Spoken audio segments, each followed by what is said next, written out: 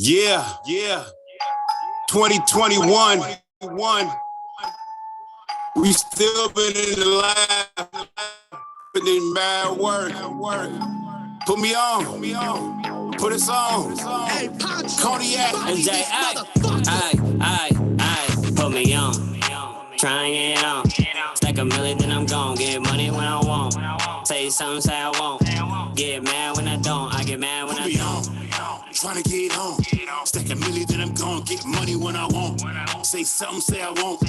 Get mad when I don't. I get mad when I don't. I've been gone for 1 minute, so I owe you. I step up Sunday with my church shoes. Cognac, find me on the top shelf. 10K to put in work, I should hold a belt. Moving independent, now I got it, and I'm going up. How I move, get it silent, still be showing up. Put me in the game, put me in, coach. I've been shooting in the gym, yeah, you see the stroke. Coming through in the clutch like it's game time. 6th man of the year, I go get mine. Use a fan, you should clap a little louder. Spectating in the crowd, mean mug, use a follower. Dirty game, play to win, gotta break rules. G-code, beast mode, that's my only move. Coach Scotty got me running, that's a line drill. Colorblind, strange things, took that blue pill. Put me on. Trying it on. Stack a million, then I'm gon' get money when I want. Say something, say I won't. Get mad when I don't. I get mad when I don't. Trying to get on. Stack a million, then I'm gon' get money when I want. Say something, say I won't. Get mad when I don't. I get mad when I don't. I'm living my life like I'm supposed to. In VIP, pull up on me, do I know you? $1,000 views, stays for no boo. You was poppin', now you old news. Everywhere I go, the hoes choose. I ain't gotta say it, but I told you. Hard work and dedication got me dictating. Now I understand why they hating. Show no mercy when it's game time. But I ain't in the night, I'ma get mine. Throwing more money in the air, I don't care. They asking about me, I'm everywhere. It's Put me on. Trying it on. Stack a million, then I'm gon' get money when I want. Say something, say I won't. Get mad when I don't. I get mad when I don't. Trying to get on. Stack a million, then I'm gon' get money when I want. Say something, say I won't. Get mad when I don't. I get mad when I don't. How y'all feel out there? Oh, yeah. All right. Check this out. 1, 2, 3. In the place to be. Yeah. As it is plain to see, he is Bukowski. And it's Historical Podcast Radio. This your boy, DJ Bro. Let's do this. Black Bukowski. Let's go. Breaking, and it goes a little something like this. It goes a 1, 2, 3, and here we go. Here we go. Here we go. Here we go. Here we go. How y'all feel out? How y'all feel out there? How y'all feel out there? How y'all feel out? How y'all feel out there? How y'all feel out there? How y'all feel out? How y'all feel out there? How y'all feel out there? How y'all feel out? How y'all feel out there? How y'all feel out there? Oh, yeah. All right. Check this out. Yo, family, how you doing? Are you maintaining? Cause these days can be straining. And your boy Adrian is concerned for your mental state, fam. Cause true wealth is mental health. Can I get an amen? Oh, yeah. Thanks DMC AGE reppin'. Hip hop is my reppin', no question. With crazy flexing, negative energy FM. Oh, yeah. How you feeling? On TV, watching black men killing over and over. They show us on TV the same scenes, different angles in slow-mo. Yeah. Cold shakes and stomach aches when we get pulled over by the popo. That's not cool, bro. So I'm asking how you doing, yo? All right. Check this out. 1, 2, 3. How y'all feel out? How y'all feel out there? How y'all feel out there? How y'all feel out? How y'all feel out there? How y'all feel out there? How y'all feel out? How y'all feel out? How y'all feel out there? How y'all feel out? How y'all feel out there? How y'all feel out there? Oh, yeah.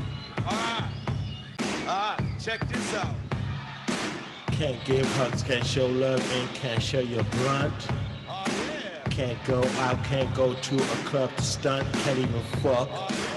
Barely breathing, don't wear a mask, you're catching a beating. Internet got your brain tweaking from the shit that you're reading.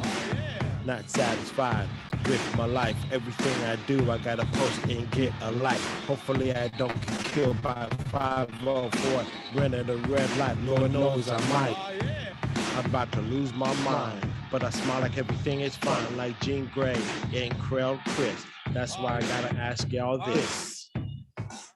Check this out. How y'all feel out there? How y'all feel out there? How y'all feel out there? How y'all feel out there? How y'all feel out there? How y'all feel out there? How y'all feel out there?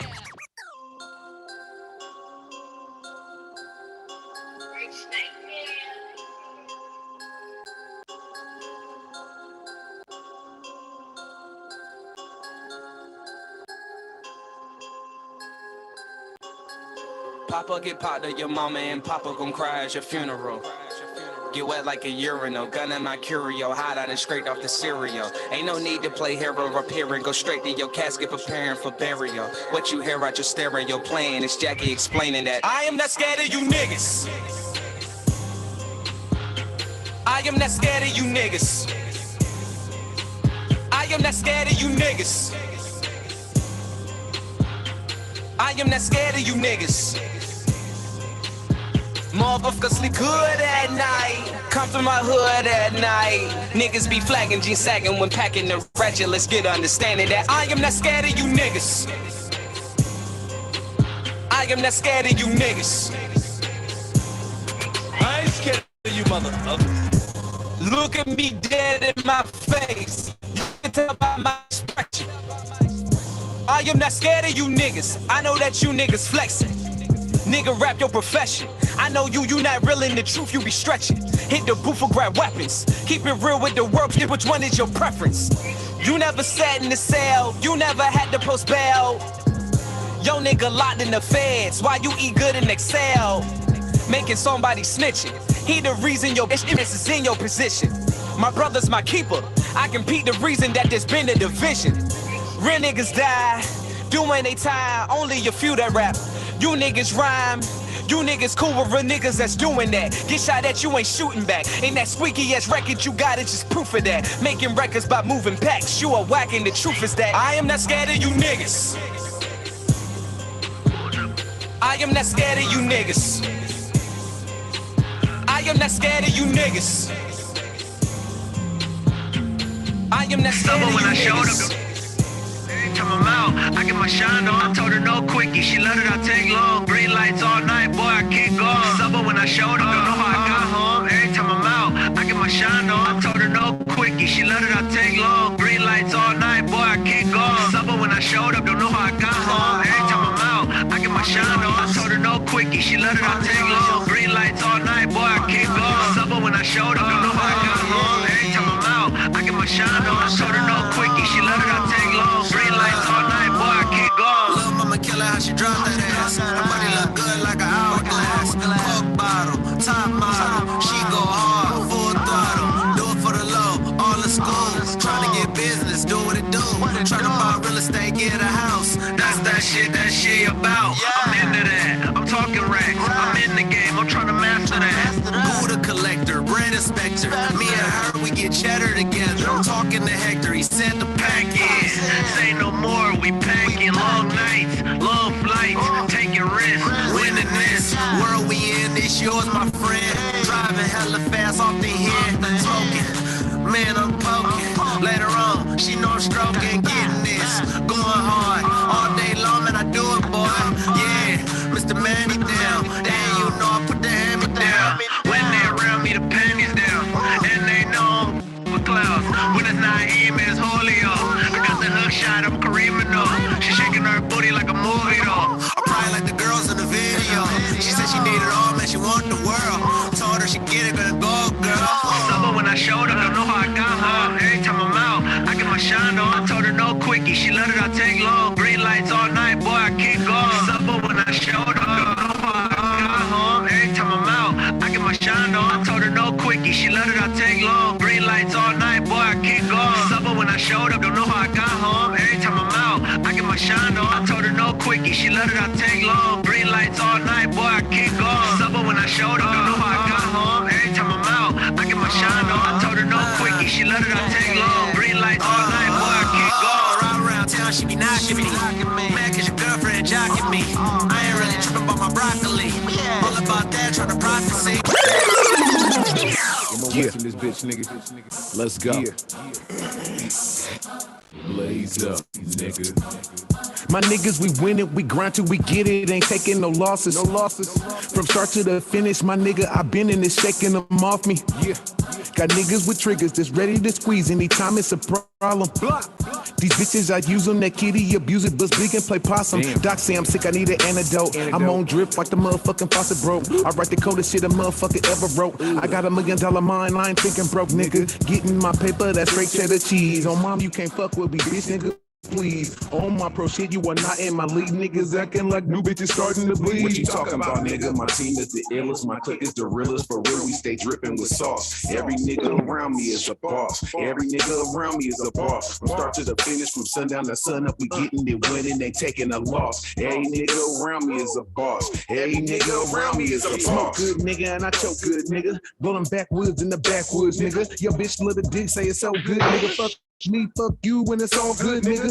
I'm a real dude, I ain't never been fake. Got a cold mouthpiece in the trunk, gon' quake. Better meal if I throw a baby ass gon' shake. What the deal, nigga? Sleep, now they ass gon' wake. In my West Hill side, we don't give a fuck, nigga. I'm in the fast lane, I ain't slowing up, nigga. Rep my own shit, M's going up, nigga. Left the gates wide open, I'ma fuck it up, nigga. Give me a bag and a stage, I'ma tear it down, nigga. Loyal to my city, I'ma rep my town, nigga. Streets like a circus jade, not a clown, nigga. What a flame and a pound, I'ma choke it down, nigga. What you talking about, nigga? My team is the illest, my clique is the realest. For real, we stay dripping with sauce. Every nigga around me is a boss. Every nigga around me is a boss. From start to the finish, from sundown to sun up, we getting it winning, they taking a loss. Every nigga around me is a boss. Every nigga around me is a boss. Flames like a dragon, my flow was uncanny. Got problems with Jay, will a nigga get at me? The word on the streets is these niggas ain't savvy, and word on the streets is these niggas can't stand me. I fuck with some of everybody, all of them my niggas. Drug dealers, gangsters, pimps, and all of them go get us.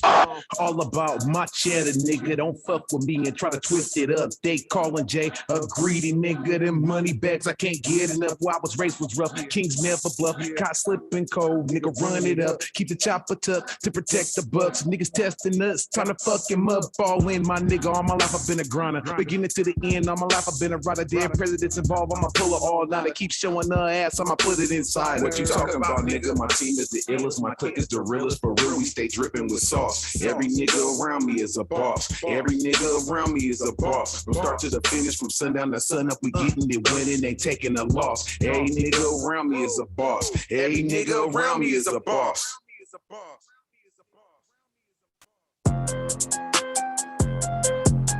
Yo, D1 the chosen, nigga, you know what time it is. We still on that H-time shit, nigga. Forever and a day. Know what's going down. Know what I'm talking about?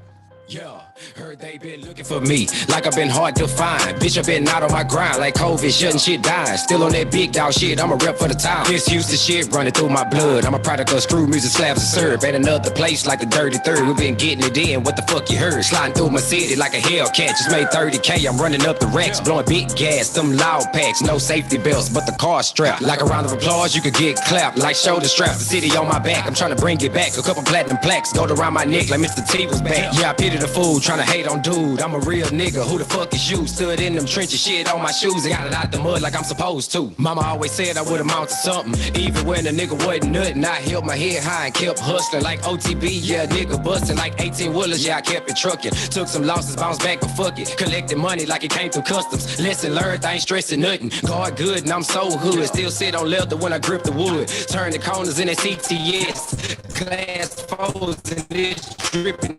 See a nigga better show dick. I ain't tolerating nothing less. Been in the game, I'm a Houston vet. The real niggas, they can vouch for that. See a nigga better show respect. I ain't tolerating nothing less. Been in the game, I'm a Houston vet. The real niggas, they can vouch for that.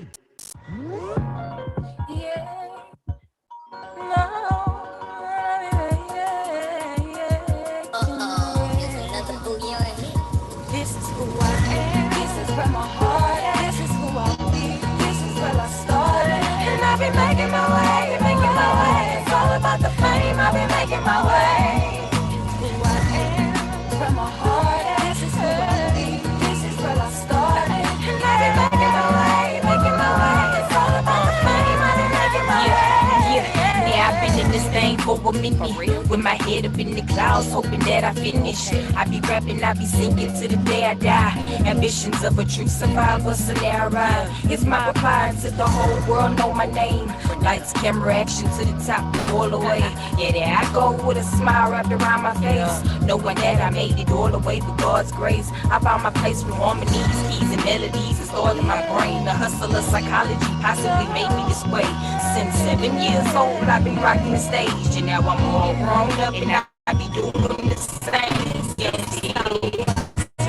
is where my heart is. This is who I be. This is where I started. And I've been making my way, making my way. It's all about the fame. I've been making my way. Who I am, where my heart is. This is where I be.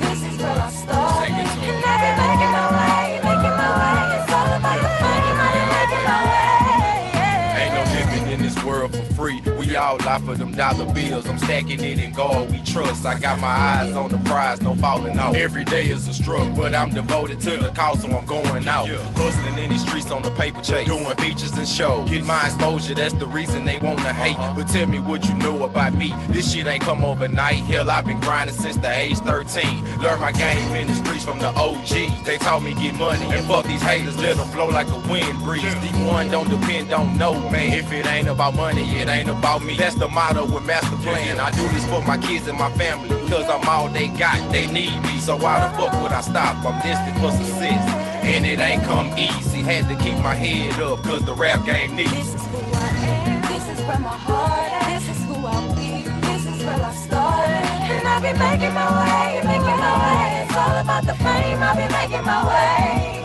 Who I am, where my heart is. This is who I be, this is where I started. And I've been making my way, making my way. It's all about the fame, I've been making my way. Your love to me is very serious. I'm tender when I look into your eyes and say I love you.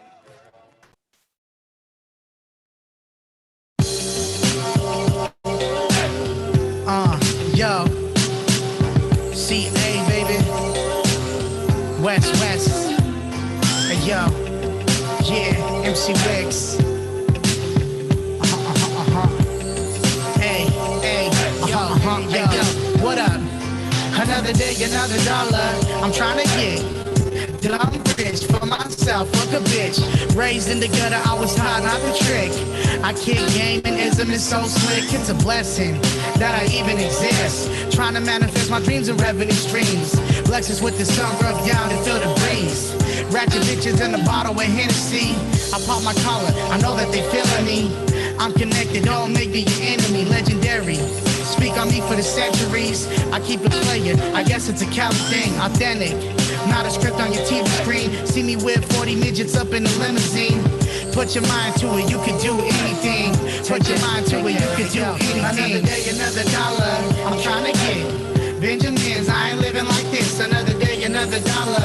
I'm trying to get filthy rich off of talking my shit. Another day, another dollar. I'm trying to get Benjamins, I ain't living like this. Another day, another dollar. I'm trying to get, let's go. Filthy rich off of talking my shit. My whole life I've been broke. I'm out for the dough, cause that shit be crushing my soul. But I got flows and I'm destined to blow up. I got bars, I don't need no luck. So pass me a 40 and let's get drunk.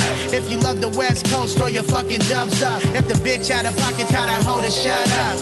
Keep it moving. Kick rocks, fly shits forever and never stops. I'm like the mayor when I walk through my city blocks. Popping out from the ghetto, who would've thought that I would chase my dreams and make it happen? Hood famous, fuck going platinum. Respected by the real ones in my city, I'm tapped in, that's a fact. I ain't lying, I acting, gotta keep it 1,000, always get to the action. Another day, another dollar, I'm trying to get Benjamins, I ain't living like this. Another day, another dollar, I'm trying to get filthy rich off of talking my shit. Another day, another dollar. I'm trying to get Benjamins. I ain't living like this. Another day, another dollar. I'm trying to get filthy rich off of talking my shit.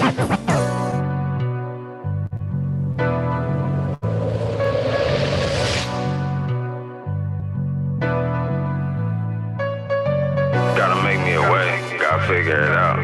Gotta make me a way, nigga. I gotta figure it out. figure it out. Gotta make me a way, nigga, I gotta figure it out. Gotta make me a way, gotta figure it out. Gotta make a few plays, nigga, gotta get this shit out. Even in the drought, get them in, get them out. Even in the drought, get them in, get them out. I stay on the road, I know a few routes. I've been there before, I'ma figure it out. You ever had a chase? We can fuck up a town. Or order online, we can punch this shit out. However we get it, however we do it. Know that we winning, we done with losing. Just look at your bitch, she over the grooving. GB the click, you know how we moving. Big 40, big chop, it's one up top. Big 40, big chop, nigga, it's one up top. Free Hoop the Great, once he home we straight. Free Hoop the Great, once he come home we straight. My young shotter with the Glock, cops and robbers, always a robber. So fuck the coppers, they lockin' my partners. They wish they could stop us, but no they can't stop us. West scripts from doctors, right around we glocked up. Put the guns down, your bitch ass get socked up. Hot. Perk kicking in on the nigga. Energy made this one. Young Biggs, man. GB shit, man. Right now, we rockin'. Okay. Alright.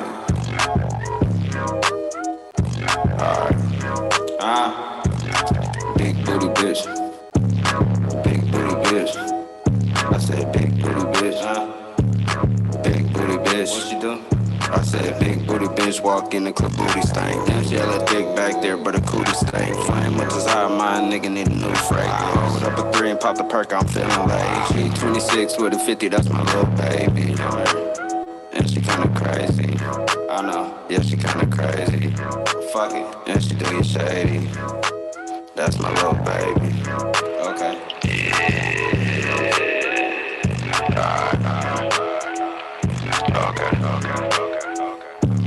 Red explosive tips, hollow points, yeah, that's in my box. Slide down the fold, fuck around and get your shit fired. And we on the road with the past, taking big trips. If a bitch keep looking, she go fuck around and get sent. Come here, little baby. Damn, what I'm saying. Fuck. Hold on, I think I got it. If a bitch keep looking, she go fuck around and get sent. Or send her ass to the doctor, man, and fill the script. Make it back up so we hit on that PPP shit. Bands. On that PPP shit. Bands. Yeah, 3 bands out there. Alright, I need it. Okay. Bite down on her. What's that? Bite down on her. Bite down on the bitch. Bite down on the bitch, call that shit lockjaw. What's that shit she pouring in your pot that is not raw? Leaning way too hard, that's fin, that's not dog. This ain't get you lockjaw. It'll tell you lockjaw. Yeah, and get him locked up. Okay. And get him locked up. We got it. Young Biggs, man, you already know how we rockin', man. It's GB, man. Boys in the bitch. B-O-I-Z, nigga, boys. You know what I'm saying, man? Real GB, man. Young Biggs, man. You already know I'm rockin', nigga. Free hoop, man.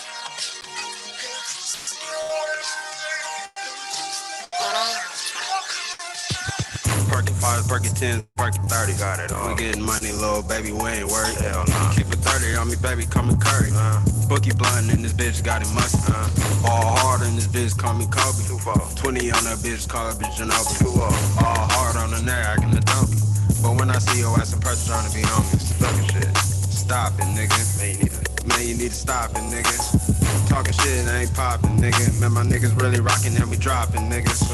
Close range, how we got the nigga. Stop plotting, we are not the niggas. Young Woody got the chop and he dropping niggas. Young Woody on the block and he clocking figures, I need a fucking Hattie. Where's that? Where's that? I said I need a fucking Hattie. Popping all these birds, got my eyes hella back. Smoking all this cookie, got my eyes hella stacked. Pouring all these lines, young nigga gotta have it. Money in my face, young nigga gotta grab it. Lock my brother down, cause that boy is a savage. Free hoop, nigga, 400 block savage. Stop it, nigga. Man, you need to stop it, nigga. Young biz, that nigga, you are not that nigga. I do it by myself, that's how I rock, my nigga. You already know I'm rockin'. Get a pop, my nigga. I said get a pop, my nigga. Hurry up and go to the phone. Right now, we're dropping, nigga. Got another 4 tuck, what you got, little nigga?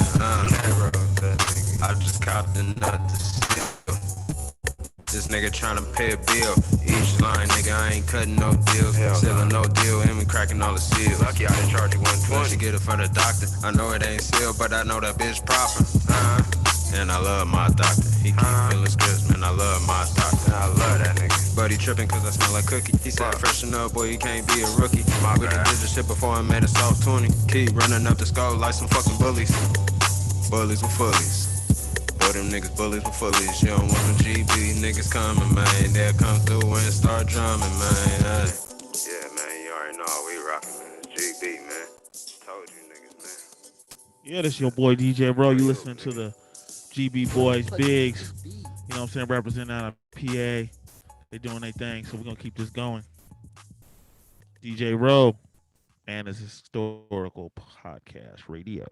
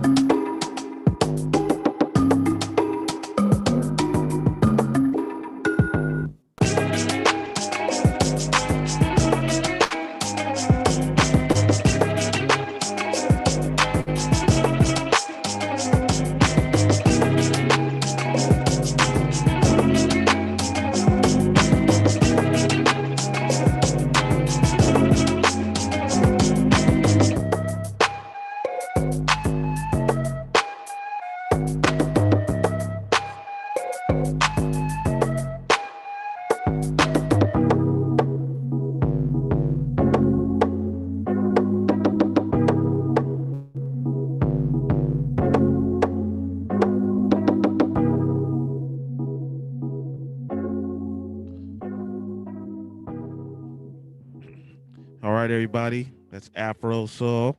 This is your boy DJ Bro. We about to get it started. And it's Global History Radio. Let's do it. All right. Hey, everybody. Hey, Roselle. What's up? What's going on? I'm doing good. Yeah. How are you? I am good. Yeah. Yeah. Awesome. Awesome. I'm getting ready. I get so nervous before I go out of town. It's just ridiculous. Oh, where you heading now to? Alaska. Oh, how long you gonna be in Alaska? Just about 4 days. I'm when you leaving? Tomorrow. Oh, whoa, and you still pulling up on the show? Yeah, of course. Of course. Okay, nice. Yeah. Hey, didn't you go out of town didn't you go out of town last week? Yes, I did. Where'd you go? I went to San Diego. Oh yeah? Did you have a good time? Yes, it was enjoyable. I loved it. Oh, good. I'm so good. I'm glad. You need a break once in a while. Man, you ain't lying. I love it. And I love the breaks. It was a good week too. It was a good amount of time. You got to at least take a week. A week is good. Yeah. Cool. Very cool. Yeah, so tomorrow I'm going, you get the plane, I'm getting the plane to Seattle and meeting my dad there. Then we're flying up to Ketchikan and taking a ride on my brother's boat.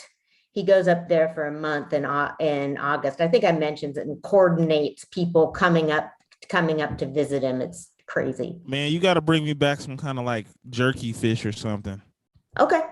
Yeah, let me know how much I owe you, because I would tell you to bring back fish, but that's too much. But like, if they have that little like in a jerky in a pack or something, yeah, you got to bring me some back. I've been wanting to go to Alaska for a while. Alaska's cool. I went there for the first time when I was a little kid. My dad used to go up there and work. So I went there the first time when I was a little kid, and I remember like walking in the street with them, and I'm like, Dad, everybody's speaking English. Like, don't let anybody hear that, okay? I'm like, I don't know, man. I didn't think. Yes, I thought it's not a word you use now, but when I was a kid, I thought there was like Eskimos and furs that didn't speak English. So that was a really cool trip. And I've been up there with my brother a couple times, and it's beautiful. I'm really hoping to see some seals and all of that, and whales, and see, they fish. So when they're up there. And, I guess they like freeze dry stuff and send it back home. So I will definitely see what I can pick up for you. Nice. Perfect. Yeah. Yeah. It's a real quick trip. It's only a couple hours to get up there. And then we're on the boat on, God, it's so confusing, Thursday and Friday, and Saturday we come home. And it's all confusing. We have to have a COVID test at the airport, like an instant COVID test. So yeah, hopefully everything will go right with that. But I just get so nervous before I'm leaving. It's ridiculous. Like, no matter what, I get super nervous. So anyway, so we've been off for a couple weeks. And in the meantime, Afghanistan has gone deeper into the shit. Aren't we completely out of Afghanistan now? Are we? Yeah. We should be completely out now, right? Yeah. Yeah. I mean, there might be some straggle. I mean, the problem is, there's still people there that I think U.S. citizens trying to get out, and people that, but yeah, the U.S. citizens are out, I believe. And my brother had a friend up with him on the boat who'd spent a lot of time in Afghanistan and was getting emails from people he knew asking for help to get out. People are desperate. And I don't know. It's really sad. I don't know what we've talked about this before. Basically every president since Bush has been trying to pick up Bush's mess. And so, he went about it. And it's just, my understanding was that, even Democrats are piling on Biden just for their own purposes. And I think that's wrong. I think in times of war, something like this, you need to just stand by the commander in chief, because you're not helping anyone by having this infighting. It doesn't help. It weakens things, and it gives more ammunition to the Republicans. It's just horrible. And I know it's always been this way, and nothing is going to change, but just the level of politicization of people dying. And it's a trip. They've already been dragging, they've already pulled women on, they had a newscaster recite the news with guys standing behind him with guns. They've already made women reporters go home. women that aren't in Afghanistan are speaking out, and there's still women there that are speaking out. I mean, it's a generation that's grown up with things being kind of better. I mean, the Taliban never, I mean, they never lost the whole country, and fanatics are patient. Because if you have one, I mean, it's like doomsday people obsessed with doomsday are really calm because they know there's like one thing that's important to them and they're convinced it's going to happen. So they don't have any reason to worry about anything. Right. Yeah. Yeah. So I don't know. I mean, Biden's doing real bad in press conference. He had this press conference where, did you see it? He like put his hand down on his head. No, I didn't see that. Biden did? Yes, he did. Oh. Yeah. Yeah. It looked really bad. And one of the Fox guys was hounding him about something. I was like, okay, come on, man. He's supposed to be able to deal with stuff like that. And that is the press's job. I mean, they can have they're allowed to have an attitude. And it's important to have the Fox, Obama tried to keep Fox reporters out. I mean, they got to try and get the message to people that watch that station. And I mean, don't fall for their shit. They're just trying to needle him to get some good footage, and they succeed. So Kamala's been laying low. I wondered if it's in case Biden does step down, I can't believe I'm saying this, I'm just wondering if she's keeping her distance from it. So she needs to come in and take over. She won't have as much baggage. Man. Ooh, I don't know. This is man. Yeah, I've been kind of far off from that. Yeah. Lately. So I don't know, man. I didn't know he did that. I'm gonna have to when I get off of this podcast and it's over, I'm gonna have to look at that to check out how Biden was looking. That's not good.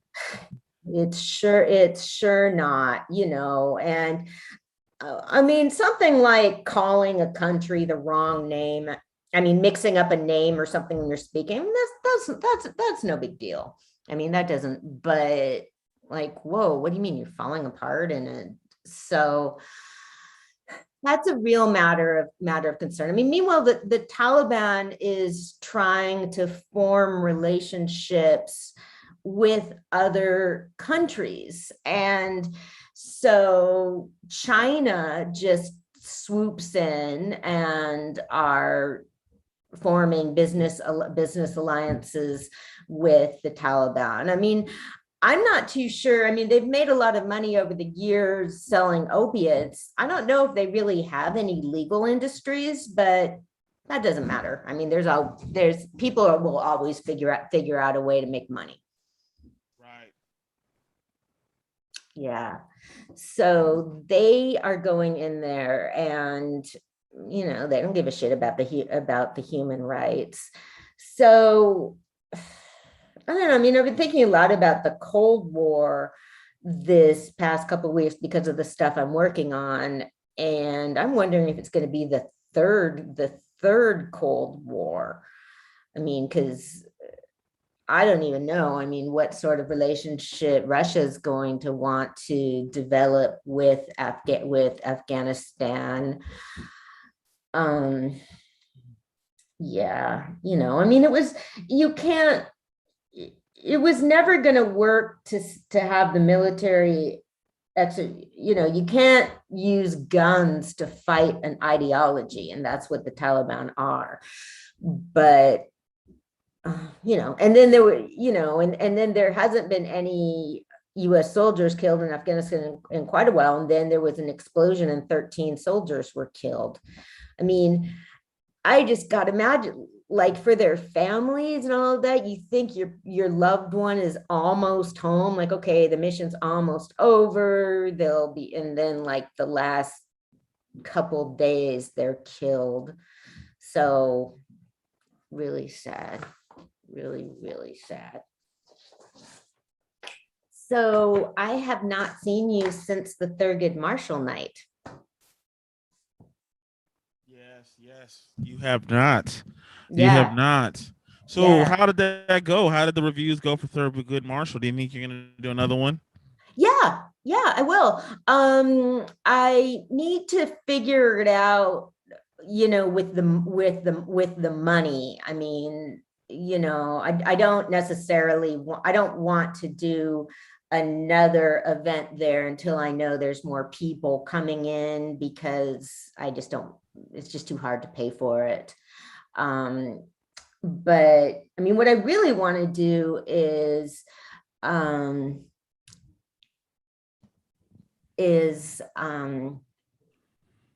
who's Crash Dog? Man, I think this is my boy Scott. You know, the Scott that always Yes. talks. I think this is him. Oh my gosh. Let's see what happens. Give him a minute. Yeah. Let's see if he's gonna work it in. Yeah, cool. But yeah, people, I mean, if we do it, I think if we do it another time and really play up that there's gonna be music, we'll plan it. Because I just, I mean, I had it planned before I knew you wanted, because people just really enjoyed that. And so yeah, I was real happy with it. And then the next week I had I showed another documentary at Naval Historical Museum, and that was a really good show. The filmmaker came in on video to do Q&As, which was really cool. And yeah, so that was awesome. And people asked really good questions. Hey, how you doing? Hey Scott, you got to put on your sound. Your sound isn't on. No sound. Can you hear us? No sound.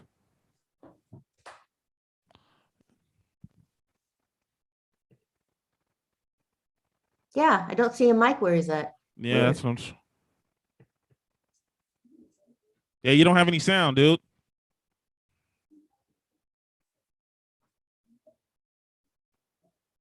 Oh, if he has his sound. If you Your have your sound isn't right. We can't hear you. I don't see the mic up there either, so it's something from your end. You gotta. I don't know what's up with that.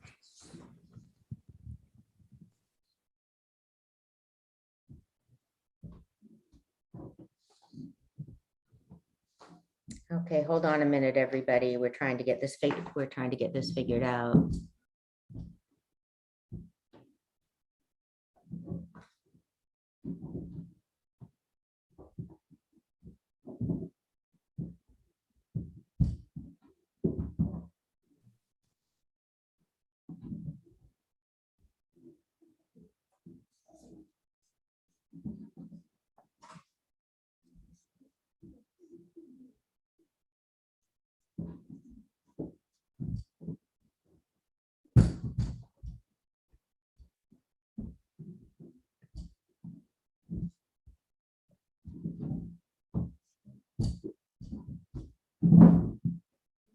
Sorry, everybody. We're having this sort of.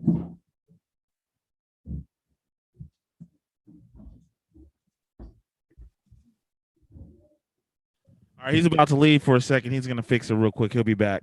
Okay, cool.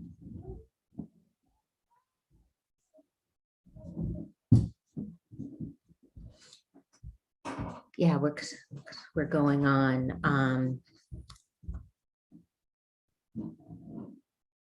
I've edited some of our shows a little bit, so I've been learning to do some real basic editing. All right, Anna, we can keep it going. Okay, so we're going to be following up tonight on some opposition leaders, and one of them that we've been following for a while is Alexei Navalny of Russia, who has survived poisoning attempt and has served time in jail for criticizing Putin, and he's been in a detention camp. He was imprisoned on bullshit charges and was on a hunger strike, which he gave up, fortunately. Like, my God, your family, I mean, what the hell? You're gonna like be gone, and then you're gonna, how could you do that to your family? I mean, that's, he has he has a daughter that goes to Stanford, actually, and then a son who's in boarding school in Germany, and then his wife is in Russia. So he gave an interview. He's been allowed to do a little social media. So Kremlin critic Alexei Navalny has given his first interview from prison, and saying he's forced to watch 8 hours of state television and propaganda films a day. And like, if you start to fall asleep, they kick you or shake you or something. Oh, He wow. said, yeah. He said sanctions harmed ordinary Russians and risked alienating.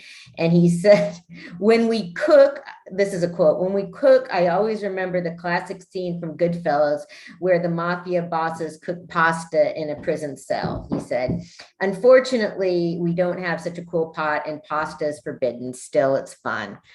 So I'm not sure. I think he said they had like macaroni or something. So I'm like, wow, the Goodfellas is international. So, I mean, it's cool they're letting him speak, because it means they're not going to, hopefully it'll mean they're not going to kill him. And the guy's talking about having fun. It's pretty amazing. He is really brave. In Kenya, there's an election that will be happening soon, and this is called, it's being called Hustlers Against Dynasties. The sons of the country's first president and first vice president are running against each other for president. And the phrase "Hustler Nation" was coined by Mr. Ruto, a 54-year-old combative and ambitious politician. He has spoken of how he went to school barefoot, getting his first pair of shoes at the age of 15, and how he once hustled by selling chickens by a roadside. Okay, so he's running against Uhuru Kenyatta, son of Jomo Kenyatta, the first president of Kenya. And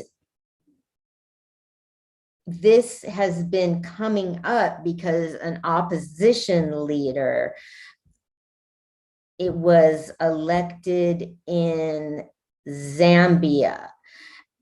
So what I was reading is that, man, they got to see Biden, Biden's fine. They got geriatric presidents all over the world. The 76-year-old politician, Raila Odinga, is preparing to run for the presidency for the 5th time.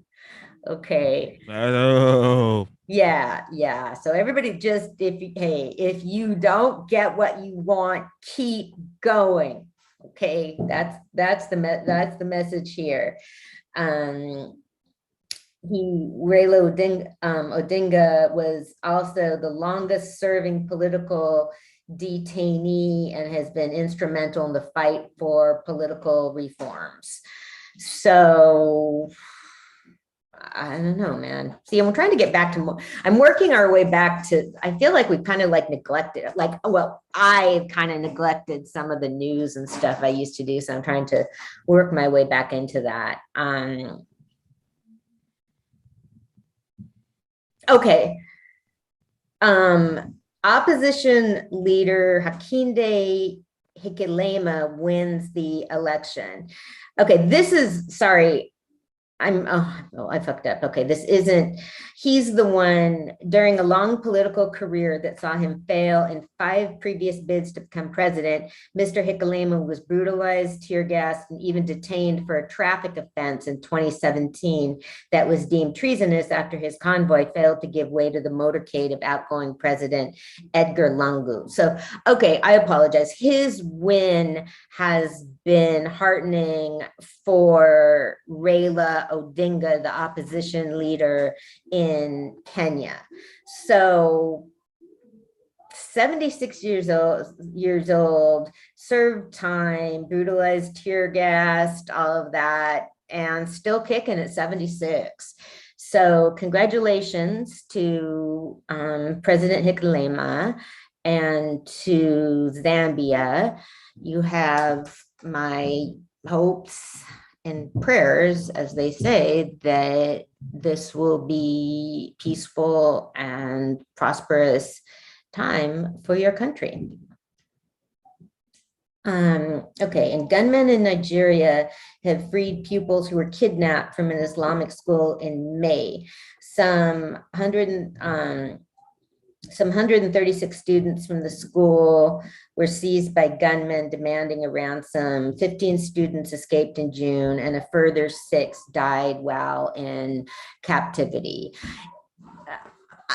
This is awful. We could practically get to the point where it's news when there isn't kidnappings in Nigeria because they're fucking successful. And when you get away with something, you keep doing it. And it's seen that people are making money with these kidnappings. So there you go. Okay, and in Ethiopia, the fighting has been continuing in Western Ethiopia. The state-appointed Ethiopia Human Rights Commission said the rebel Oromo Liberation Army had killed about 150 people. So that conflict is going on. I mean, I think between COVID and Afghanistan, the world's attention is diverted, but it's certainly not that way for the people living in those countries. So, and in the, okay, so this is what we've been following, what constitutes art sales under duress. So I was reading about a art collector named Max Emdem who sold art in 1938. And so the question is, was he forced to sell or not? And so the German government returned art to his heirs, but the Museum of Houston did not. They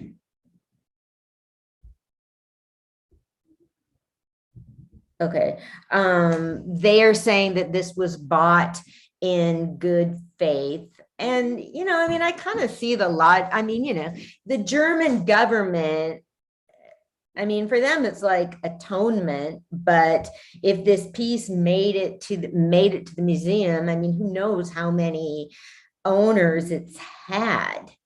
So I don't know. That's kind of interesting. I mean, you just would ask the relatives, like, okay, do you guys really need the money? Because if you have a priceless painting, it's not like you can just hang it in your house. I mean, you have to get a whole security system and insurance, and you know, so I don't know, but people are still fighting about this shit. So in 2009, an international agreement approved by the United States and 46 other nations specified the need to find just and fair solutions to looted art in museum collections. So, okay, but see, that's one of those great little terms that anybody can manipulate, because if you say you're obligated to find a just and fair solution, well, right. Exactly. Everybody thinks their side is just and fair. Okay, speaking of just and fair, I'm gonna get into what's kind of, I think, something that I've been pretty preoccupied this week, and it's gonna be hopefully my friend will be coming on. Okay, this book is called Furious Hours: Murder, Fraud, and the Last Trial of Harper Lee. And it's by a woman named Casey Sepp. a couple months ago, I was hanging out with my friends, and my friend Calvin started talking about his sister who'd been killed, who'd been murdered by a preacher who killed 6 other people, who was a practitioner of voodoo, and then the preacher was shot dead at the funeral for Shirley, my friend's sister.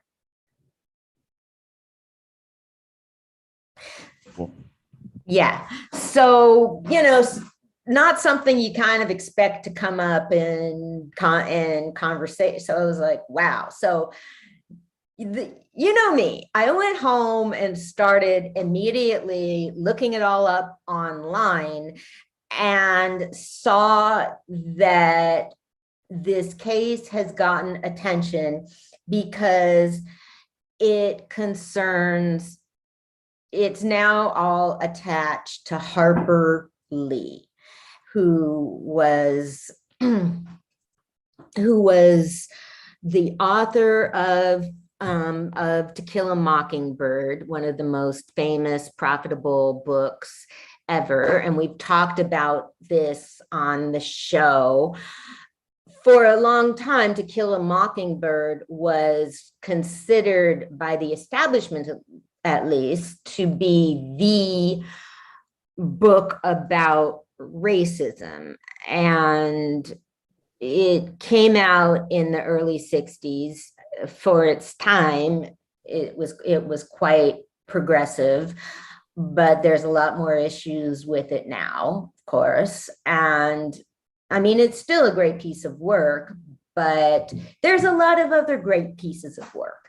But she is super famous for writing this one book, and she was kind of a recluse after that, although she lived in New York and did cultural things. She was an alcoholic and, I mean, struggled with depression. That's pretty clear because she wasn't able to write anything else. And there was one book after she died, in 2016. Wait, no, 2014 and 2015. Yeah, 2015.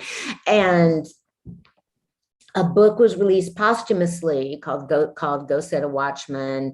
And people, I mean, I was excited about it. I bought it as soon as it came out. And it was actually written before To Kill a Mockingbird. And it was definitely more the big difference was in To Kill a Mockingbird, the father is Atticus Finch. He's this legendary hero who for his time was quite progressive racially. I mean, you know, he believed in trying to give Black people a fair trial, for one thing. And so Go Set a Watchman was written before, and it's strange. It's not that good. So it turned out that Harper Lee wanted to try and write about this murder case. So she went to Alexander, the town was called Lake Alexander, and she went there to cover the case and try and write a story, a book about it. And this was the 70s version. This was 1977. This was kind of their version of true crime work. She had been in, she was really close with Truman Capote, who wrote In Cold Blood, which is considered to be one of the first true crime books. And I mean, I haven't read it. I just know about it because it just, I mean, some stuff, it's just gets well known. So she wasn't able to write the book. And she had a suitcase full of information, a briefcase from the lawyer that Maxwell, preacher Maxwell had insurance policies on all these people that he killed. So this lawyer was representing him to get the money. But then when the Reverend was shot dead at the funeral, the lawyer defended the guy that shot him.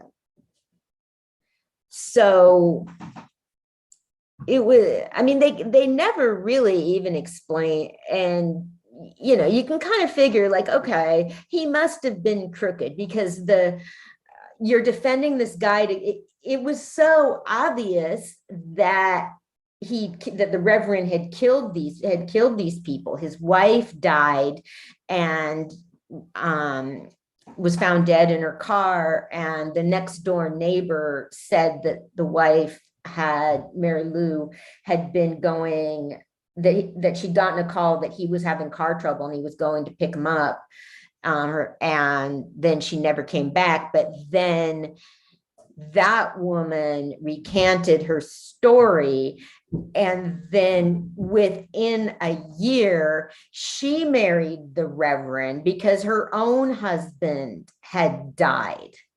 So there's just death following this person. People were scared of him. So the second wife died too. His brother died, his nephew died, and it was almost all, they'd just be found dead in their cars with and he would have multiple insurance policies on them, but nothing could, but man, that is crazy. It really is. It really is. And so I'm almost getting to Casey Sepp. I kind of wanted to go into her whole thing altogether, but there's a lot of things wrong with her book. And she didn't, with all this, they have lots of documentation from the lawyers and the trial, but they didn't go back to get documentations from from cops and whomever investigated it. So there's a whole story that doesn't even make it into this fucking book. I mean, the obvious part that like the police didn't look that hard. And so I was talking to Calvin and said, I was like, okay, I mean, would there have been any possibility of somebody from the community speaking to the cops? And he said, no. I mean, so not only that, so then you have the insurance companies. I mean, they're fighting this guy not to give him money, but that's just not to give him money. I mean, there just wasn't anybody that would try and step in, and people were terrified of this guy. And Calvin said that he threw blood on their house. And I mean, he was like somebody from he never got he was this handsome, charismatic guy, and he never was ordained, but he was a preacher anyway, which you could do back then until he started to pile up too many murders. So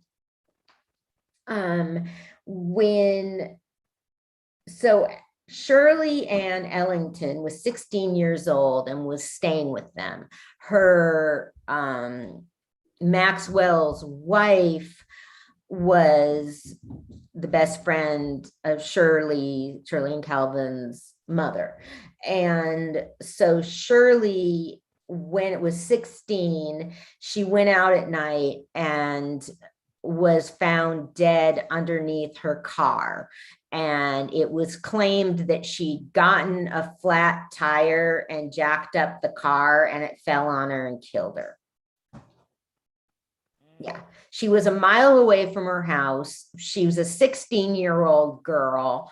I mean, her hands were perfectly clean. She was, she wasn't going to change a tire. She would have just gone home and gotten somebody to do it for her. So, but they couldn't you know, they couldn't attach anything. I mean, anything to. I mean, all these cases just kept getting classed as accidents, not murders. So then at the funeral, Shirley's, the Reverend was standing in front of Shirley's casket, and Shirley and Calvin's sisters screamed, you killed my sister and you're going to pay for it. And then a man named Robert Burns, I think, stood up and shot the Reverend through the head and killed him right over Shirley Ellington's body.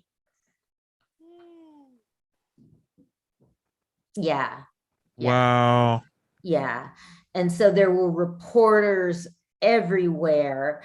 And so, I mean, you know, my friend Calvin's sister was the Reverend's last victim. And so their family left town after that, but I was just kind of like, were you in shock? Or so,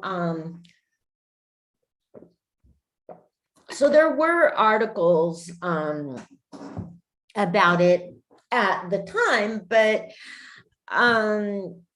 people didn't try. I mean, it's a combination. I mean, I'm sure some people tried to interview members of Shirley's community and her family, but you know, they wouldn't have been comfortable talking with a lot of them. And I mean, the family was certainly traumatized by having all these people just descend on their town.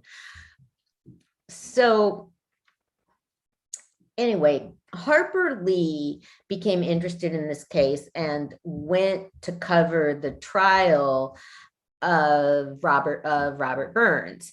And what they did was claim that he did it by reason of insanity. And he got off. Yeah, he got off. And apparently, I mean, you know, he was a decorated Vietnam War veteran, just a real pillar of the communities. I think they're kind of like, well, I don't know. I think part of it was like, well, this guy isn't going to go kill anyone else, or I don't know.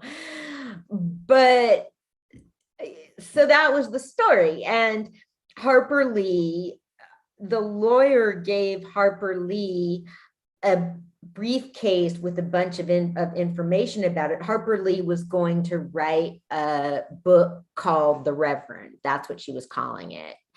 And so I mean, everything, his victims are just erased in all of this. And the killer is getting all the attention. So okay, so Harper Lee never wrote the book, and so she kept in touch with the lawyer for a couple decades, but her estate is sealed. So after his family wanted his briefcase back, and they claimed, I mean, before she died, I mean, her family claimed that they didn't have it, and so she was, I mean, Harper Lee was really secretive.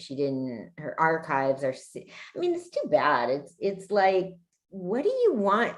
I mean, it's sad in a way that somebody feels that way. You know, she probably wanted to hide that she was gay or something. I mean, she obviously had, I mean, all the fame was just really hard for her to deal with. And she felt so much pressure to try and write more after having her first book be so successful. So anyway, so The Reverend was never published. So then we have Casey Sapp, who's a writer for The New Yorker. And she wanted to find out about Harper Lee writing this book. So here you have the problem. this is a white woman writing about a white woman not writing a book. Like, what's the fucking story? You're going to write a book about somebody not writing a book? So, so I posted on Facebook. I was like, okay, well, I don't want to be I'm treading carefully, because then I become a white woman writing about a white woman writing about a white woman. So Casey, but this should have been the responsibility. What she was doing, what Casey Sepp was doing, was what you do to sell a book. You connect it to somebody famous. And in all of her, she made it about, there's a bio of like the Reverend, then she puts in a whole bio, pretty much.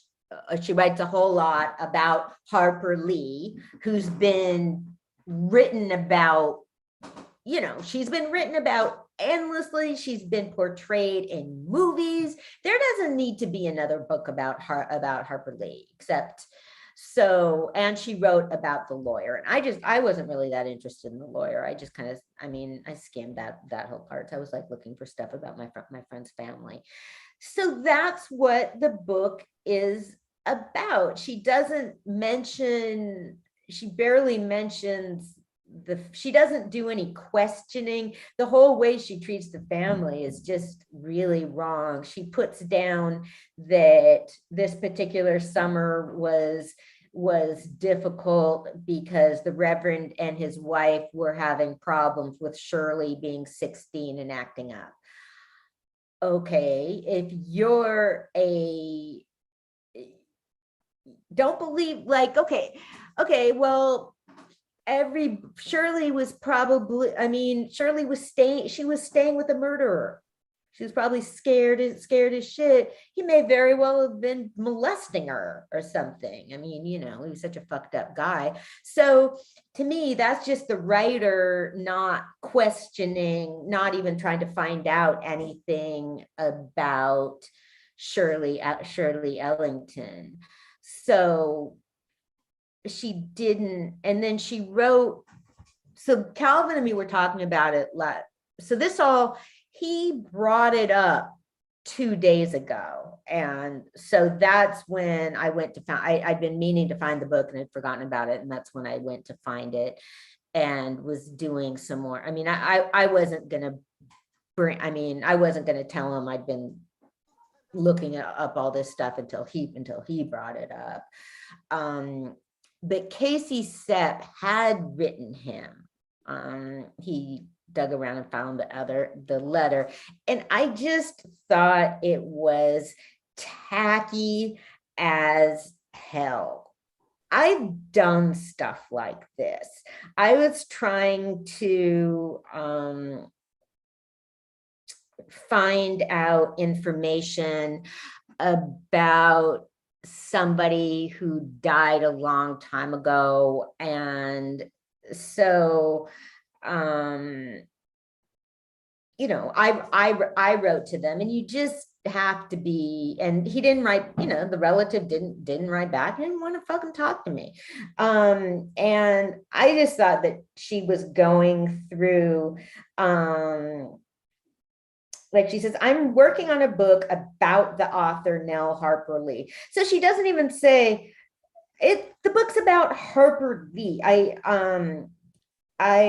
understand that she interviewed members of your family. Well, there's no fucking notes about it.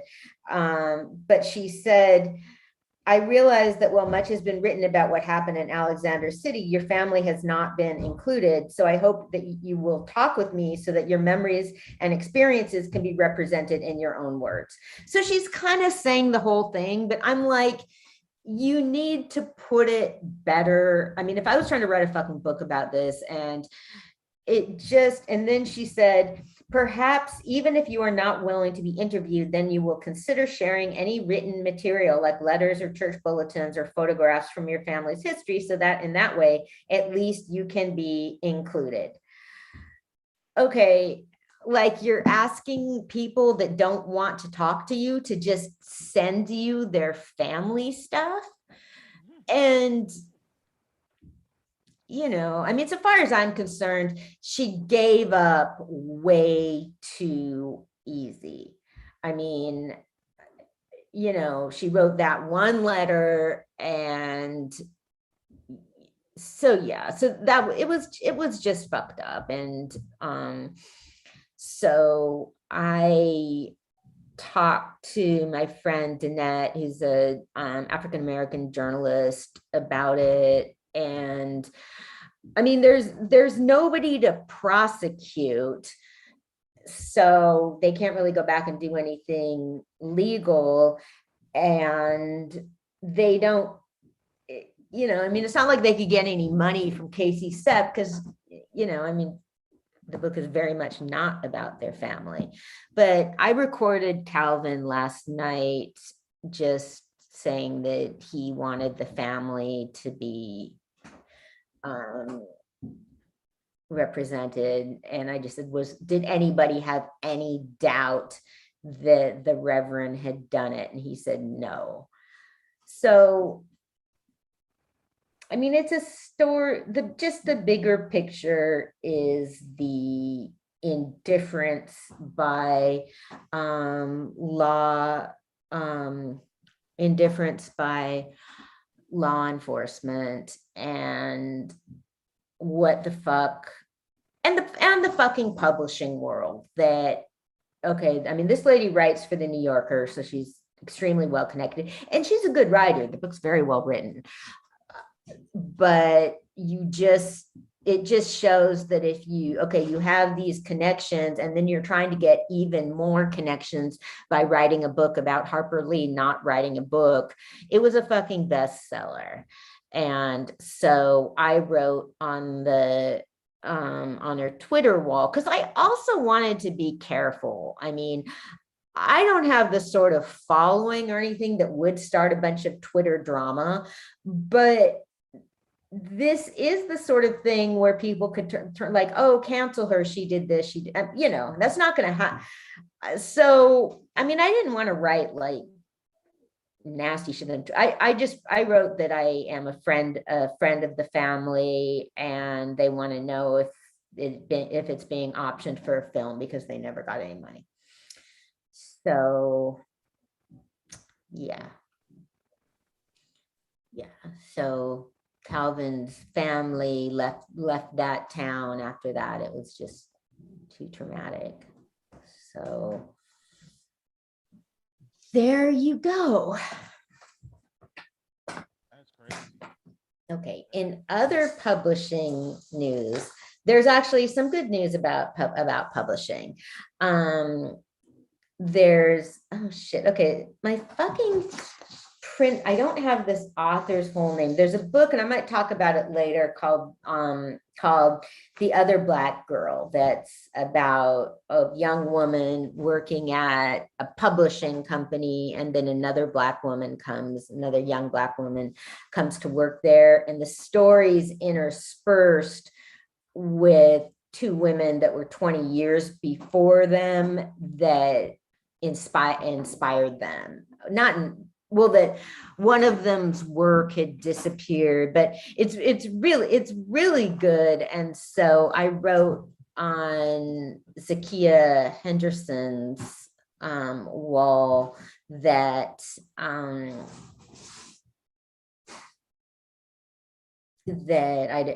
enjoyed the book, and that I hoped Hulu picked it up to do an adaptation. And she wrote back saying, "Thanks, we're actually working on it." So I was like, whoa, how cool. I mean, it'll be a great series. It has this whole, one of the characters is doing this it has a kind of supernatural type element too, but not too much, not to like make it ridiculous or anything. So yes, I'm very pleased, and I'm, it's cool to have see somebody that's deserving of attention get it. So everybody look out for The Other Black Girl on Hulu. So you want to take a break? Let's do it. I'm down.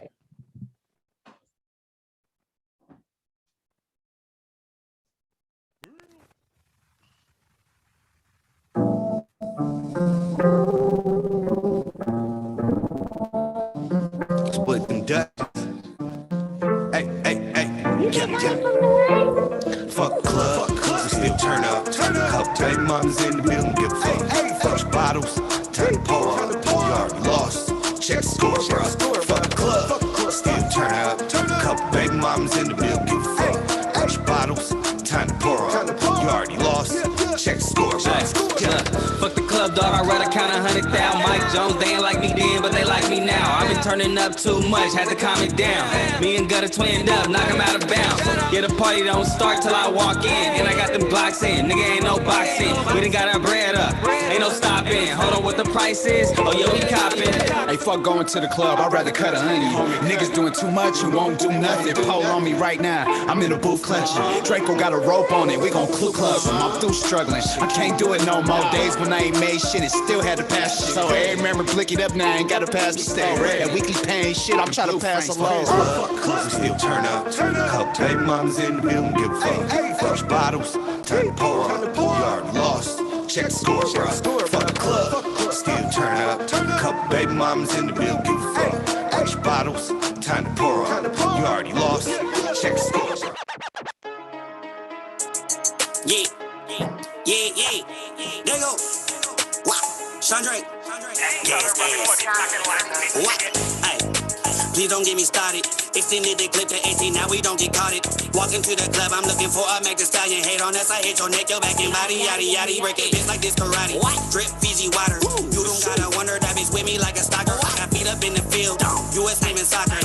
Hey, kicking game is only proper. I'm a Kyle Rittenhouse, I walk around with a chopper. Get the poppin', all these corny niggas born red and rock. A middle finger to the coppers and my oppas in the pasta. Hit your noggin, not your body, hit your noodle top ramen. Yeah, don't get me started. I am seasoned, let it pepper at the cartridge when insulted. I'm assaulted, said you king, you was lying, you Mufasa.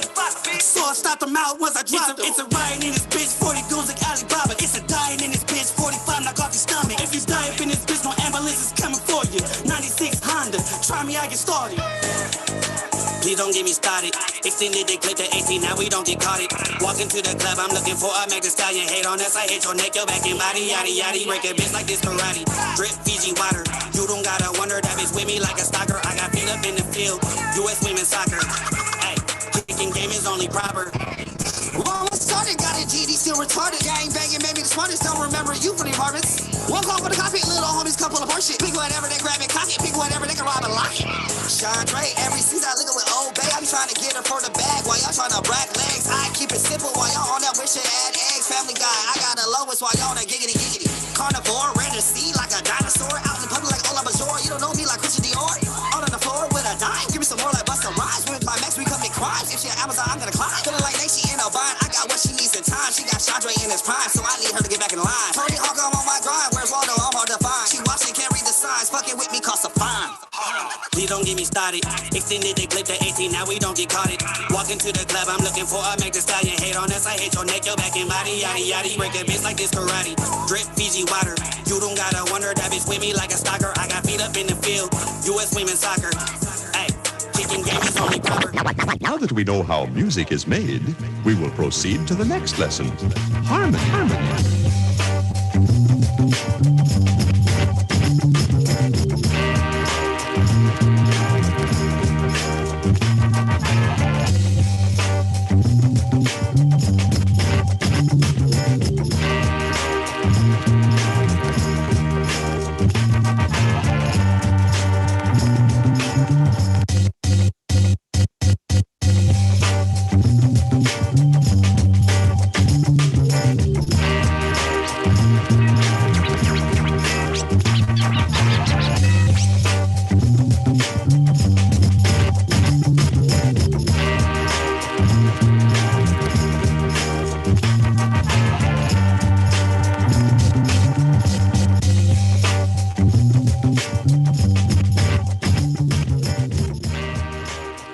We are back.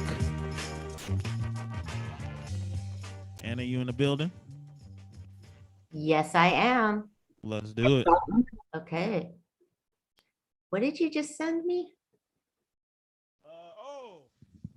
That was from Scott. When he heard you talking about Afghanistan, he said he had a link he wanted you to look at because he said when he comes on like next week or on our next show, guess he wanted to kind of discuss that with you. Oh, cool. Cool. Yeah, I'll look at But he it. wanted you to check out that link. He wanted me and you to check it out. So I told him I'd send it to you too, and you'd check it out to see what you thought.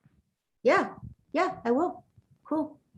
So yeah, so is he gonna get his sound stuff in order by then? Hopefully. I don't think he'll get it in order today, but he'll be on the next show for sure. Very cool. I've been wanting to meet him for a while. So yes, Scott, we look forward to having you on. So okay, the event I had.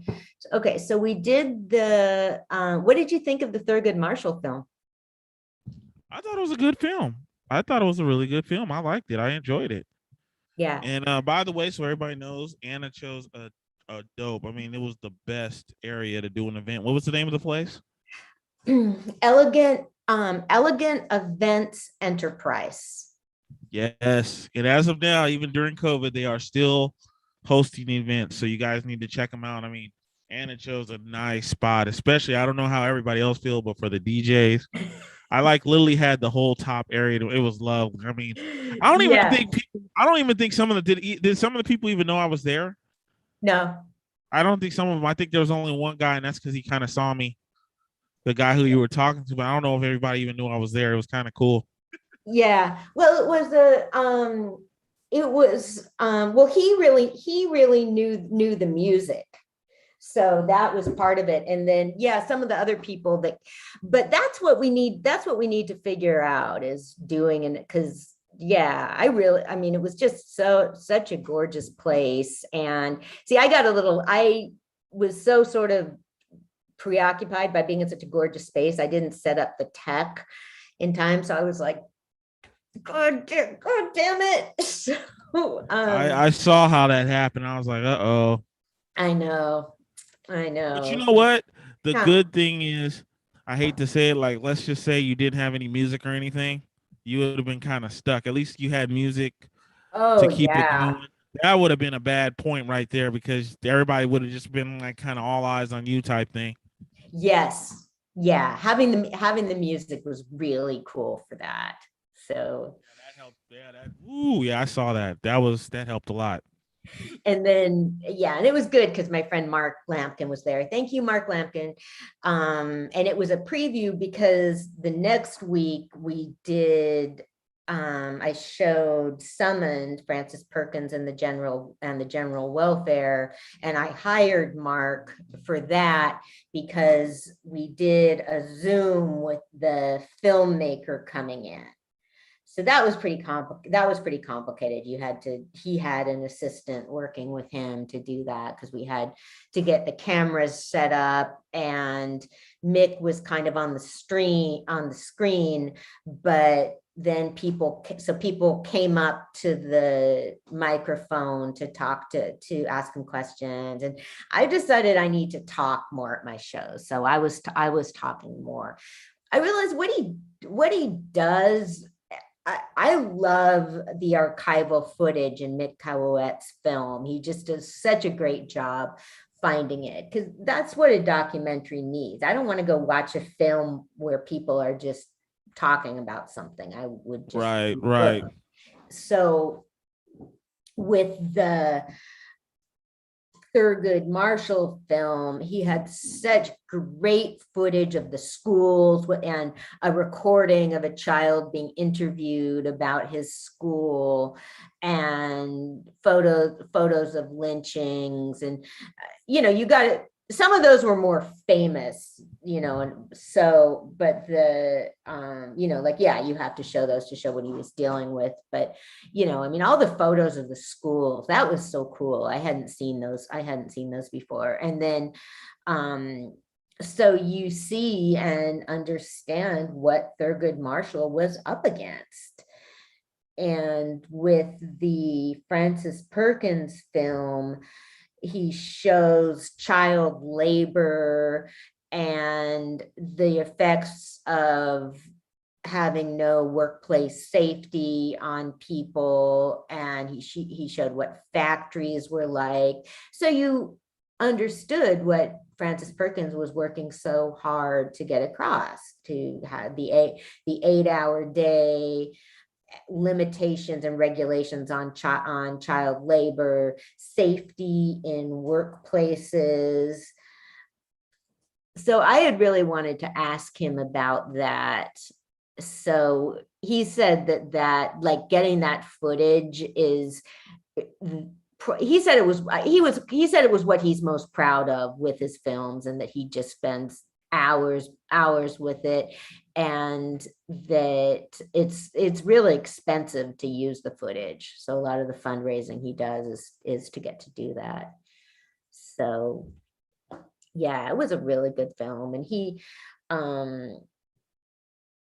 mean, he's just really good at narrowing things down. Like with Thurgood Marshall, the film kind of stopped with Brown v. Board of Education because there's just so much you got to try and then with Francis Perkins, it followed the National Recovery Act.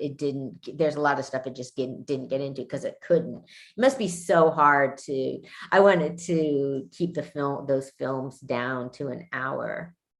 So he was really sweet. He was really cool. And I think he really enjoyed people's questions.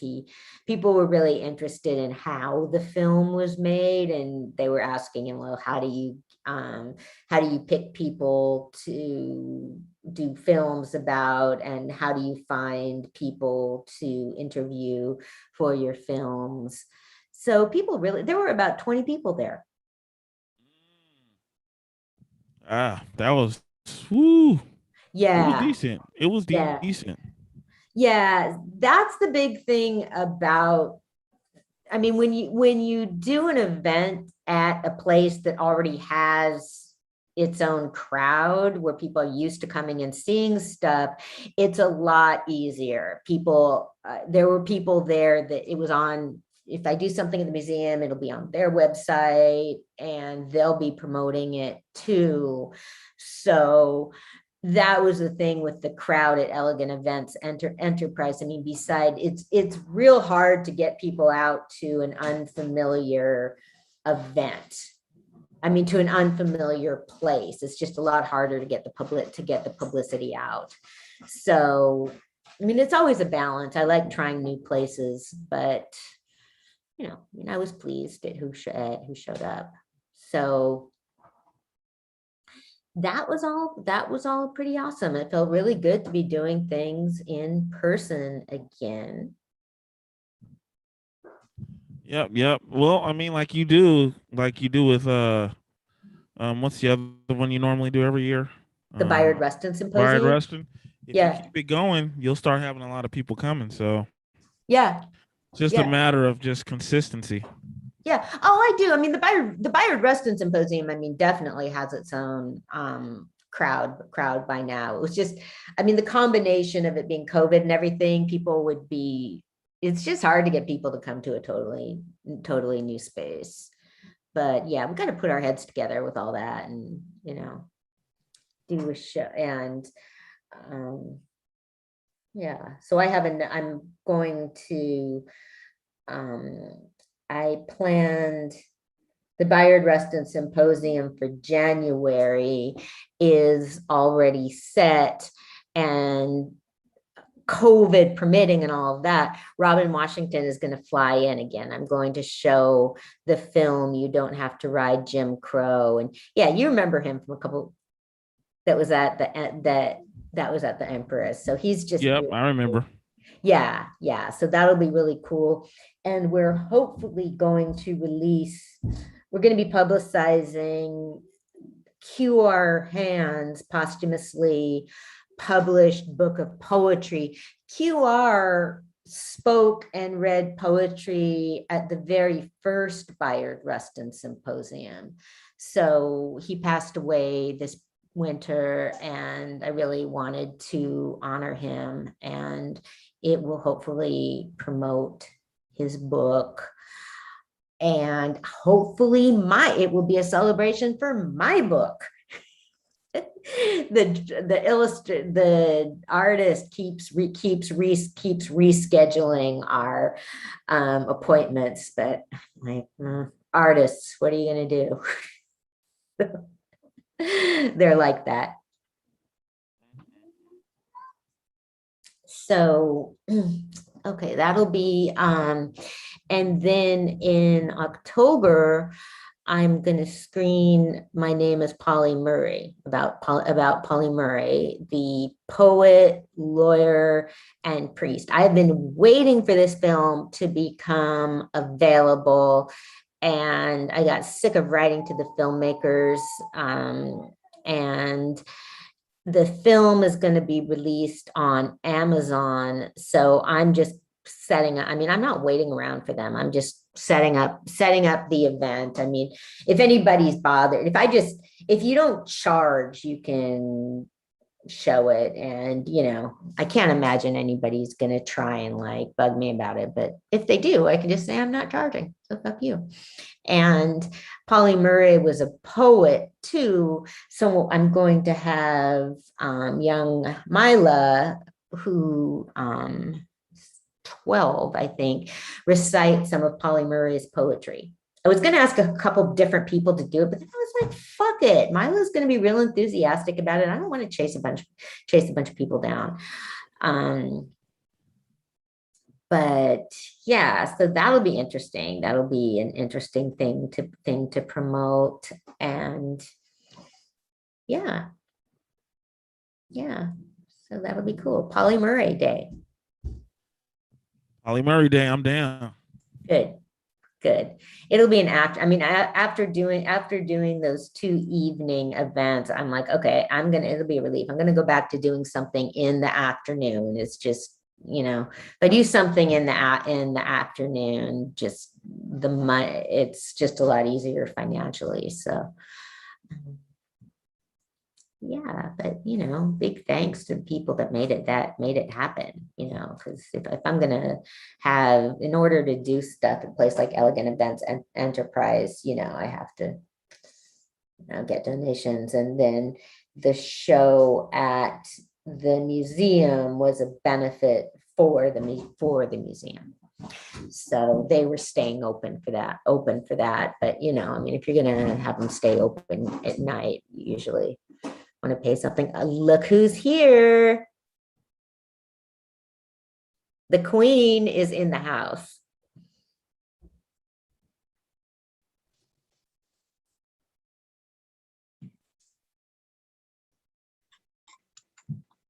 Hey, everybody. Okay. We've got our friend Shantae here, who's been trying to get on the show for a couple weeks. Yeah. Yes. All right. The Queen has come to Global History Radio. I was like, you caught me right before I started cooking. I'm like, I got a couple of minutes, so I'm gonna come on here for a second. Good. Well, yeah, I know you've been trying to get on for a couple weeks, so it's good to see you. Look at you, all summery and tie-dye. I know, it's my little tie-dye dress.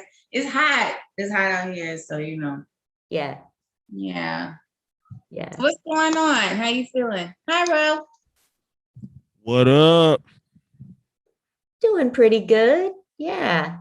Just catching everyone up on the events I had these past couple weeks, and I have some more things scheduled. And my comic book's supposed to be coming out in the next couple months, so that is the big thing I'm real excited for. I'm not even gonna. Oh God, I called. You know, I mean, I know my shit. And that's the thing. I mean, when I don't know something, I just say so. So I called somebody to ask him about distribution. I'm asking people about different choices they've made as far as distribution. I'm deciding which route I'm going to go. And he would not shut his goddamn mouth talking about publishing. And I'm like, he said like, okay, well, how many do you want to do? And I'm like, I am supposed to be asking you the questions. And I couldn't even shut him up about yapping about how I should publish it. I'm like, I don't want to know that. I'm talking about distribution. I'm trying to decide if I'm going to go through a distributor or distribute on my own. Right. Yeah. I am leaning toward distributing on my own. I think you should. Yeah. I mean, it's kind of like you're always going to have people that are going to be talking to you about like what you should and shouldn't do and how you should do it. And it's kind of like sometimes a better choice is to go ahead and just do it on your own. You know what I mean? Oh, yeah. Yeah. With that, you ain't got to bicker with nobody. You know what I mean? You can just do what you have a lot of good ideas. And I feel like you came a long way since when I met you, you know what I mean? And I just feel like you're doing great things already by yourself. Thanks. You know? So yeah, I mean, the question was just, I mean, I'm still with something, you know, and then again, I mean, if you guys know, I'm just trying to, distribution was something that you know, I am researching that now to look at different options and, you know, I'll decide. But he finally showed me he's been working on kind of getting the whole scheme of it. And so he showed me some panels he's made that really, I was like, oh, that's how you're going to tell the story. So that was really exciting. That's what I really wanted to see. Yeah. So, yeah. So Shantae, you want to tell our people what you've been up to? I've been up to a lot, like my new group for artists is kind of popping. Like it's only been 2 weeks and I have like 130 members already. Wow. I have been doing a lot of commissions. I am going to have a bio in Raymond's Violent Bird comic book, as well as doing the costume for it. So hopefully we'll be showcasing that sometime. We're not going to say a day, but we'll be showcasing that sometime or debuting that sometime in September. Let me see. I just been drawing my ass off, been working hard. I'm trying to get enough artwork done, just the ones that I don't sell, so I can like have a gallery, you know what I mean? I'm just trying to work into getting investors and, you know, trying to get something popping for next year. I would love to really have like a gallery or at least have an event where I have a showing of some of my artwork. And so I'm just been really, really focused on, you know, just trying to get that together and just kind of center myself. As well as I've been drawing a lot for a lot of families. I got a couple of pieces that I want to do for, you know, children is, you know, in the hospital, things like that. So it's just been a lot, you know, as far as that. Sounds easy, but it's not. But doesn't sound easy. Yeah, I mean, I'm just trying to, you know, use my platform as best as I can. You know what I mean? What's the use of being popular if you're not using it? You know what I mean? It doesn't make any sense to just be a sitting duck.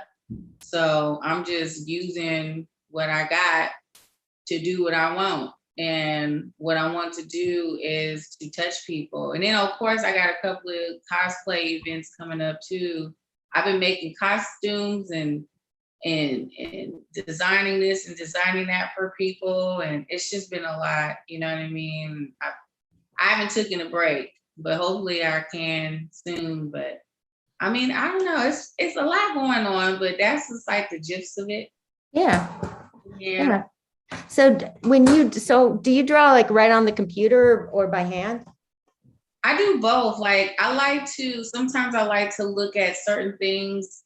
Like I'll have a vision and I'll like to look up, like if I'm in a gothic type of mood or something like that, I'll look up certain things to just kind of like get inspiration from, or a technique, you know what I mean? Like an idea, or, you know, and if I just feel like I want to draw by hand, like I'm just all the way around. It doesn't, you know, I don't know, I could look at anything and just draw it, and then I can draw anything just in my mind at the same time. It's just, you know, when you're an artist, it's really no limit to how and why you do what you do. It's just what it is, you know.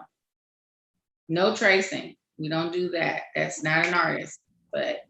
Aw, poor tracers. No, I'm serious. There's a lot of people out there to take credit for a lot of work that we do, and they trace our stuff. It's happened to me before. So Oh, I know. I've seen Chasing Amy is one of my very favorite movies. yeah, it's not it. So Yeah. Hey, you know what that kind of reminds me of? Rappers back in the day when people would like get the copy of their tapes and make bootleg tapes and try to sell them, and then rappers would catch them outside and jack them right. up for the money. It's kind of funny how you just said that. So I guess artists have their own little bootleggers too. Yeah, like this What is up, Trent? I see Trent in the background working, man. I see the bags coming through. Hey, Trent. What's up, dude? No, that's the thing. Like, the difference is, it's like if I see something, say if I want to look up Disney, right? I want to draw like a Little Mermaid or something like that. I can look that up and I can draw that, right? But I'm not distributing it like it's like my own. You know what I'm saying? I'm imitating it. You know what I'm saying? You have to understand, people have to understand the difference. It's like, it's basically doing likeness. You know what I mean? So you have to remind people, like, if people say, hey, I want you to draw this just like this. If people ask you to draw that just like that, you have to make sure signature your own shit and make sure that you make it be very, very known that, you're not trying to say that you're part of this company. This stuff is all over the internet. You can draw whatever you want to draw. We got to remember that. You can draw whatever you want to draw.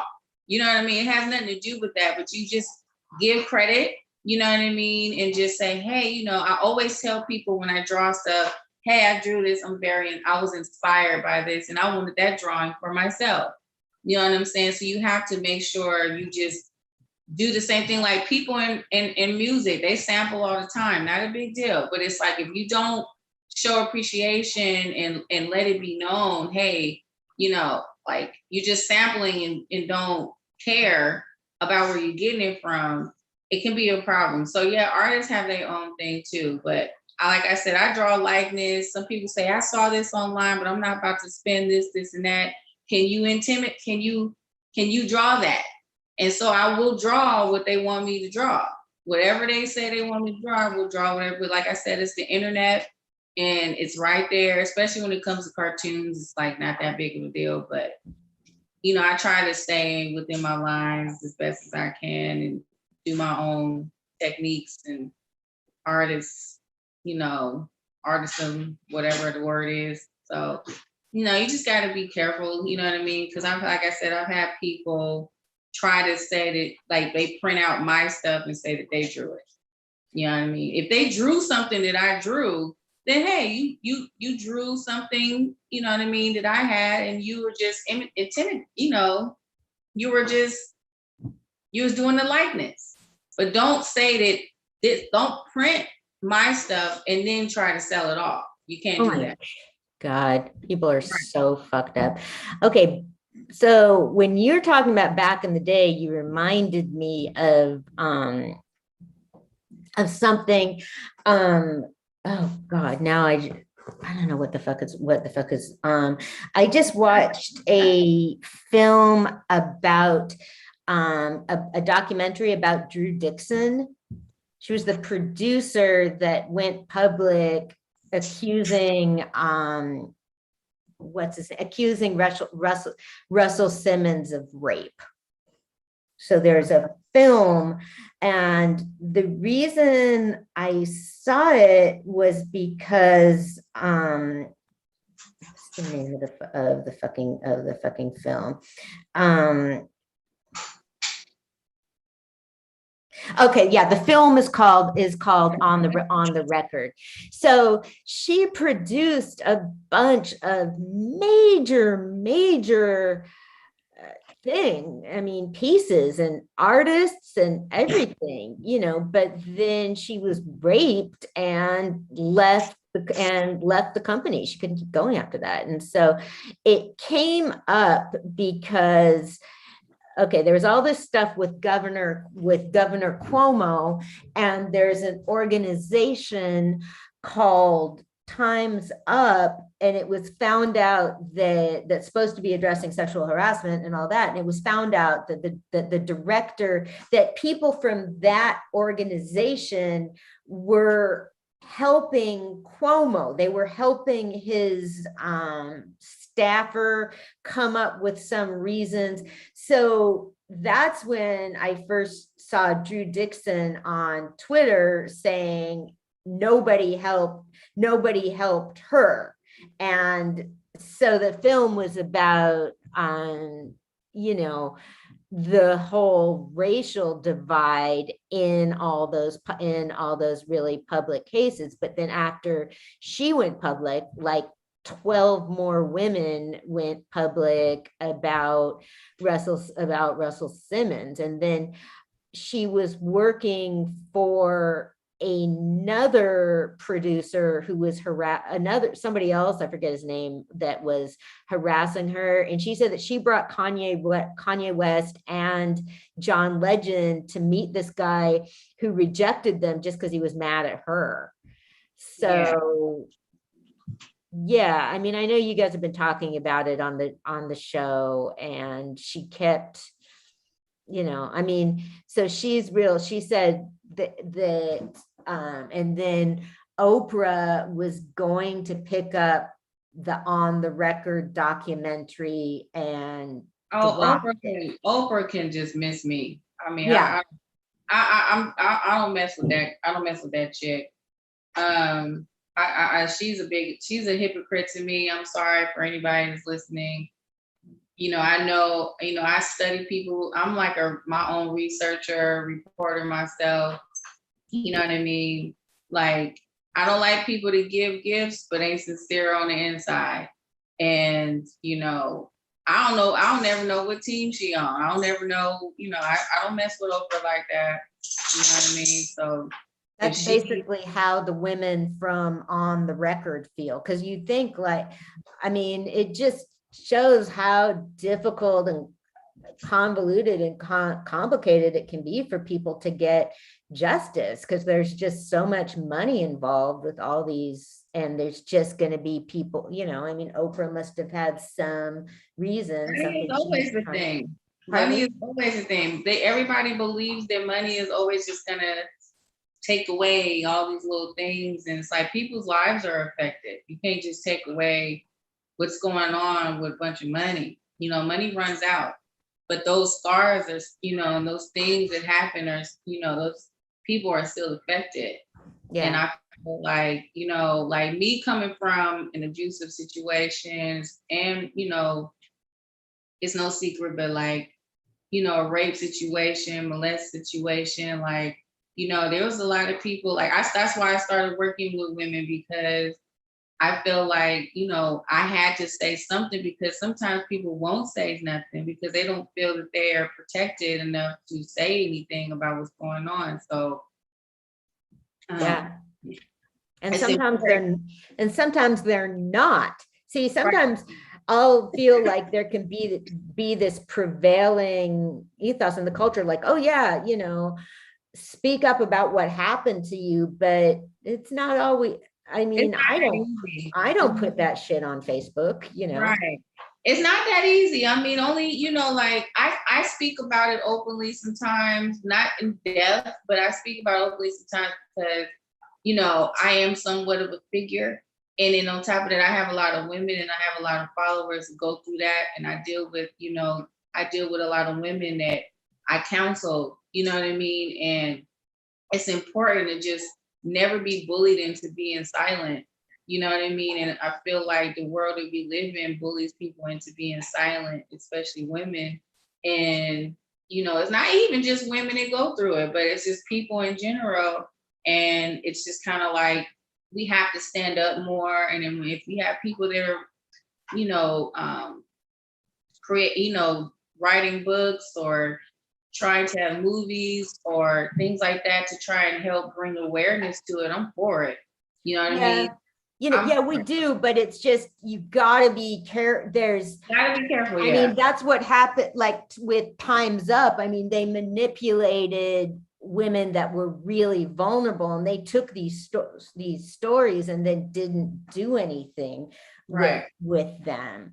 So people can just get taken advantage of too. And I mean, women are going to continue to keep being taken advantage. I mean, even though we've come so far and we've evolved, you know what I mean? It's still this, in a sense, the same treatment I feel with women. Like, we're always still going to be treated like, oh, you guys can wait, we'll get to you later. Or, oh, you're just being women. You're just being women. You're just being sensitive. It's always going to be like, we're just whining about the things that's going on, and it's not taken seriously. It's like we have to go out our way to do these big marches and do these, you know, parades and all types of stuff to draw attention to a situation when the situation should be taken serious regardless. Like, none of that should even be something that should be overlooked. And it's just a shame that And women parades and marches don't teach you how to defend yourself. Right, because exactly, like, how do you defend yourself? And a lot of people say they think that when you say defend yourself, they mean physical. Doesn't necessarily mean physical. It's just like, how do I speak up for myself? How do I speak up against this? What can I do with the justice system? What can I do with the corruptness? How can I, you know, it's hard because, you know, it's just always called an angry woman that's just marching around trying to figure something out. And it's like, it's enough is enough. You know what I mean? Like I said, I deal with that. You know what I mean? I deal with people that deal with that type of stuff. It's enough is enough because it's a lot of people that don't feel comfortable speaking up because they feel like even if they do, it's not going to be any help available. And it isn't always. I think the biggest thing one of the biggest things that I want more women, that I would like to see more women to understand is get the fuck out. Like, don't think for a moment about politeness or anything. I mean, I think that's the reason I've been able to, I mean, I've just been in like a lot of situations that really weren't very safe. But you know, if you're attuned to your surroundings and people and yourself, and you trust yourself, you get the fuck out before anything can happen. Because, you know, I mean, for the most of the time, you know, if somebody is like bigger, stronger, and has a weapon, you know, it doesn't, you know, they're gonna do it. You can't like fight people off, you know, most of the time you can't do that. So just get yourself out of a situation. And it's scary doing that too. I think that I see both sides with that, just because I have been personally in that situation where it wasn't that easy for me to just get out. You know what I mean? As much as I wanted to, but I knew that I needed to.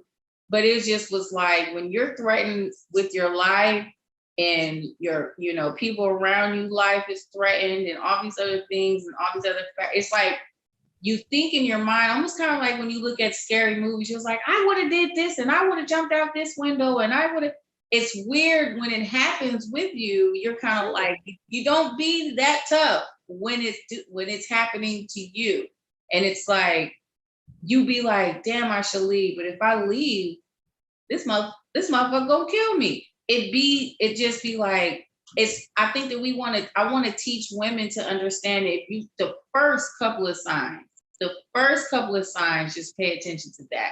Don't let it get to the point where when you really why the first couple of signs. What are a few of the signs? What are some of the signs? What are some of the signs that you two would say are signs if there was women watching? What are the two of the signs or a few of the signs? Somebody's like body language too. Like if somebody like starts putting their hands on you, you can, I mean, if they don't stop, stuff like that, somebody, you know, I mean, that's one of the things, you know, that if you get a sense that somebody's going to start like escalating and not listening to you. I mean, that's a really good question, because sometimes well, I think that my answer is possessiveness, signs of extreme jealousy, kind of like a lot of sorries, I'm sorries. You know what I'm saying? Like over things that, you know, shouldn't even have blown up like that. It's like if things are blowing up that easily where it gets, and not just, I mean, not couple arguments, you know what I mean? Like couples gonna fight, that's different. But I mean, like, you know, if there's like a gathering and you're all hanging out together and you're laughing and joking with your friends, they're kind of like, well, what is so funny? You don't laugh like that with me at home, and you don't do this and you don't do that. Things like that are signs, because that's possessive. Now you become someone's property. And if you start to feel like you're being treated as property, they're not loving you. You're just something that they need to possess. You know what I'm saying? Like someone needs to get this couch. Someone needs to get that lamp. Oh my God, this is going to make my living room look great. You become an item. You know what I mean? And they don't care about your black eye. They expect you to just go about your day, lie about it. You know what I mean? Lie about your busted lip. You know what I mean? And, you know, and if they just buy you excessive gifts, that's another sign as well. You know what I mean? Like no one should be, you know, buying you excessive gifts like that to try and say, hey, I'm sorry for hitting you, because that means that they're buying that hit. They're buying that abuse. They're paying their way. You know what I mean? And that's kind of like real, yeah, what you're talking about is getting more into like partner abuse, spousal abuse. Because what I was talking about is kind of more general protectiveness for the world, your, I mean, you know, acquaintances, you know, like don't even you know, just respect. You know, there's somebody that'll be like, oh, can you give so and so a ride? And I'm like, no, I don't know. No, I don't know. I mean, and so that's I mean, to me, that's some of the more preventable things. Or like if you're at a party and you can see that people are just getting way too drunk, if somebody's like pawing you and stuff like that, and won't like, don't stick around and try and argue with people, just leave.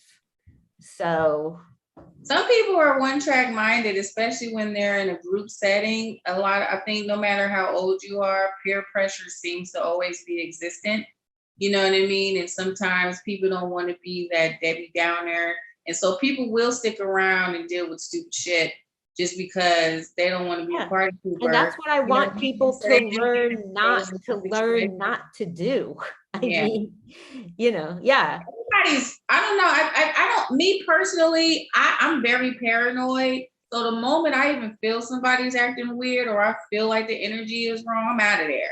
I don't consider that paranoid. Yeah, I look at people's body languages and their behaviors, and even when I'm texting someone, if I even sense a little bit of attitude with you, you know what I mean? Like I'm out of there. I got an issue with you, because it's just, I just pay attention to human beings, and I pay attention to the way people move. Actions always speak louder than words. And so it's not difficult for me at times to just kind of like, I can weed people out, and I can tell if I'm gonna get along with you or not, just by the way you're acting. I know who I'm gonna drop off as friends or not friends, or people that don't need to be in my life, just by your actions. And so the same thing comes with, you know, the abuse that we were talking about. Like, you just gotta watch, you gotta read the room. You gotta watch how someone's moving and acting around you, and then see how they're moving and acting around you when other people are around. And it's just early signs. It's just like, a lot of people don't want to be alone. And so a lot of just the fear of being alone comes from why they won't leave a situation sometimes. I'm not speaking for everyone, but I know sometimes that was a situation for me. You know what I mean? I didn't want to be alone. I was younger. And so I stuck in a situation that I didn't need to be in, because I was scared to be single and be by myself. So, and it didn't end well. So, yeah. And then it's all so different, because because that's on that film. See, I know that's why I was like, man, they were talking about all this music that she produced and all of that, like in the early 90s, that I know you guys would have recognized. But then when you get into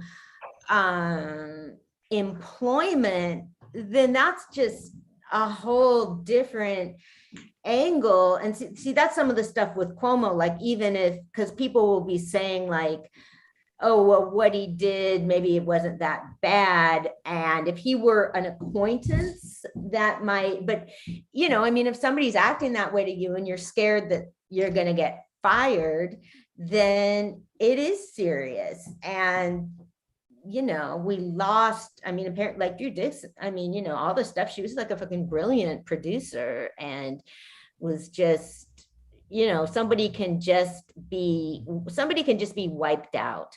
I mean, they're just like, okay, go ahead, you know, and, you know, it just made me, it almost made me amazed to, I was like, man, how do like it was almost like, man, it kind of amazes me sometimes that any women get to get powerful in industry. I mean, you know, it was her and like a couple other women that had been in that industry, you know, they were just all like super smart and capable.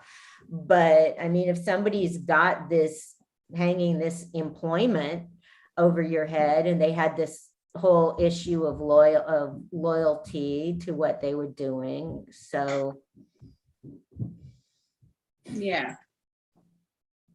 I mean, I don't know. I think you're one of those powerful ones. Like you're utilizing your show to talk about some things I think that some people probably would be uncomfortable talking about. So you're a powerful woman. Thank you. Yeah, you know I love you, boo.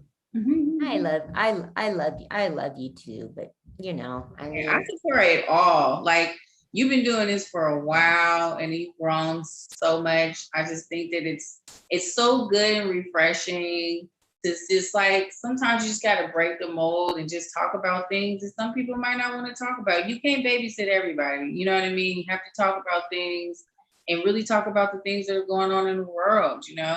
You have to use your platform, and I think you're doing a great job at it, you know? So keep it up. Thanks. Yeah. Yeah, well, you know, I got like You got Roselle, knees down. Roselle's the best. Well, I wish I could stay the whole time, but I have a fiance and he needs attention. I bet he does.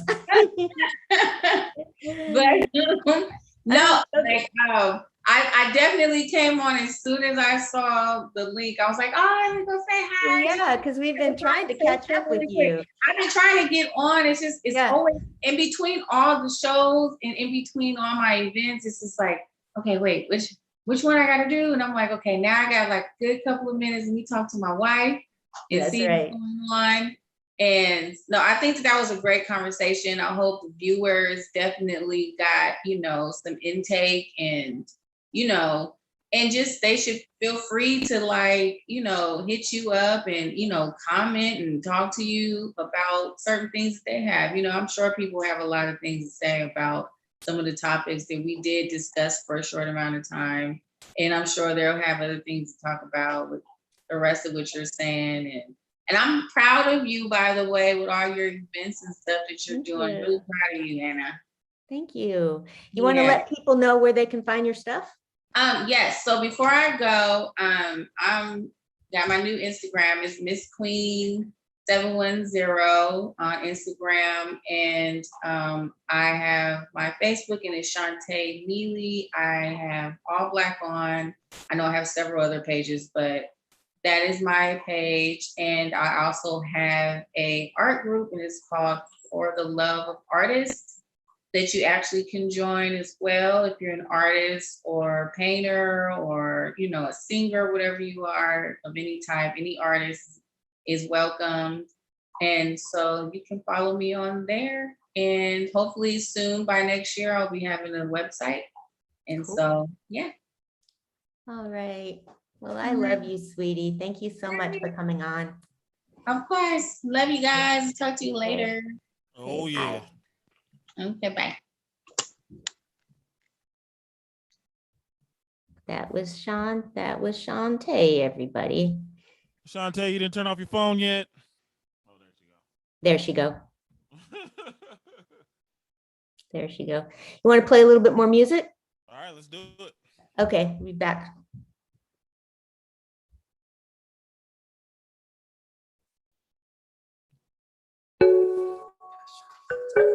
Hey, can I shine one time?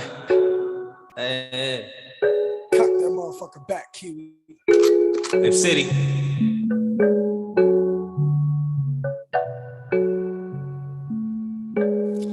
Hey, hey, hey. Can I shine one time? Niggas always hating, keep the 9 on side. I be getting money like a 9 to 5. Bitch, we up next and there ain't no lie. Can I shine one time? Niggas always hating, keep the 9 on side. I be getting money like a 9 to 5. Bitch, we up next and there ain't no lie. I'm from ESTPALOLOTO. I be getting my dough, so what you hating me for? I'm tryna ball like Kobe RP to the go. 650 up next, but you already know. H-City, bitch, I can never switch up. Niggas talking down, I don't really give a fuck. You should slide in the G15s in the trunk. If you ain't talking money, don't even hit me up. Can I shine one time? I remember when I had to grind all night. Police pull up, hit the dash on sight. Playing with my fam, put your ass on ice. I be getting paid on a daily. Running up this bag, never lazy. Niggas wanna act like they hate me. Ask around town, I've been on my shit lately. Should've fucked with you when I was on my ass. Heard these niggas mad, now we getting cash. I feel like Jimmy Neutron cause I'm finna blast. But I remember when I was on my last. Can I shine one time? Niggas always hating, keep the 9 on side. I be getting money like a 9 to 5. Bitch, we up next and there ain't no lie. Can I shine one time? Niggas always hating, keep the 9 on side. I be getting money like a 9 to 5. Bitch, we up next and there ain't no lie. Let me tell you this. Woman of very few words, and that's in a lot. Living in the underground, always looking up. Currently the world just ain't enough. Been holding on to love and to trust, but life's far from just numb and rough. Been grinding just to move on up, when reality hands out heavy fucking slugs. Testing the internal fortitude of my intestines. Blessings don't lessen the pain of the lessons. I'll only switch up to flip up my middle finger. Fuck it, the game and I are no strangers. Won't let this go for death and no danger. It's my time, I'll fucking spit for 5 fingers. Cause who needs the light of a lighter when you can light a fire with a cipher? And I am the direction of the future, so let me take you there like I'm the Uber.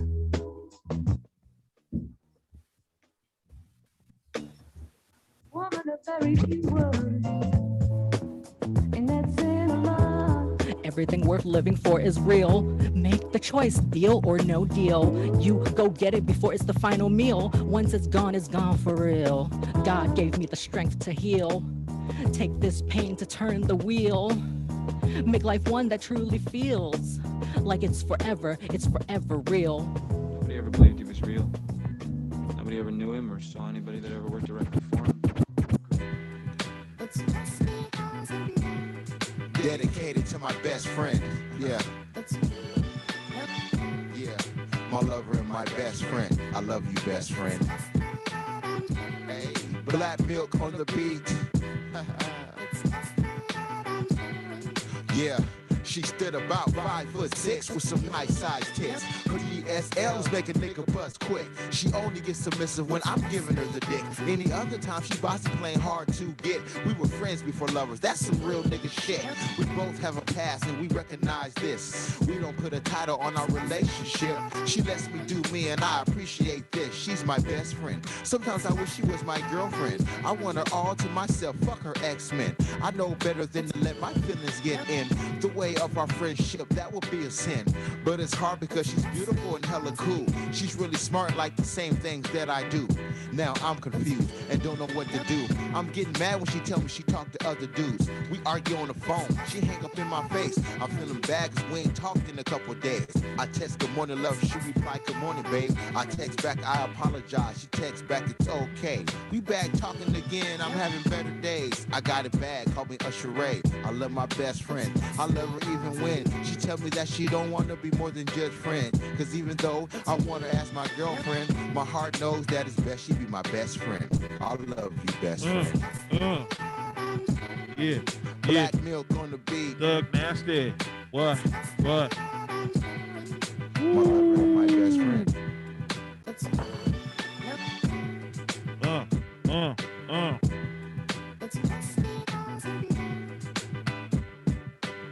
Woo, that was Thug Nasty Best Friend. All right, Anna, you ready to come back on? Sure am. All right, let's do it. Okay, so Vallejo, there's now a mask mandate. There was yeah. So I don't know. I mean it's tricky because the problem is, what I don't like about those mandates is that it just puts so much pressure on, I mean, people working the doors. I mean, just people, clerks. And so that's what bugs me about it. But I don't know. I mean, Solano County hasn't passed a mandate, so Vallejo does. So, okay, Vallejo, put your masks on, everybody. Man, yeah. See, I was one of the ones I haven't been wearing a mask except for, I mean, a lot of places are still requiring you to do it. So I've only been wearing ones where I have to. So there you go. COVID will, but I don't know. I mean, hopefully we can keep doing stuff in person. That's the big thing. So yeah. I was just looking to. There's always something going on in Vallejo. So yeah. So what else has been going on besides everything we went over? Do you have any more shows this week? I think Trika's on Thursday. Then we got Trika Know Better Do Better on Thursday, which starts from 9 to 11, and then we got Happy Hour, which is from 8 to 10 on Friday. Then on Saturday, Duck Soup, 8 to 10. Oh, Duck Soup is back to Saturdays? Yep, back to Saturdays. There's no Duck Soup tomorrow. Okay, interesting. Yeah, well, I'll be on a boat, so I'll be thinking of everyone. And okay, so the next thing I'm doing, we're just going back and forth a lot, and we keep coming back to talking about cancel culture, slandering online. See, that's the big thing about, when women come out about abuse claims against powerful men, I mean, they just get abused all over online and threatened. And, I mean, that's why accusers are usually telling the truth, because nobody wants to go through all that. I mean, why would you?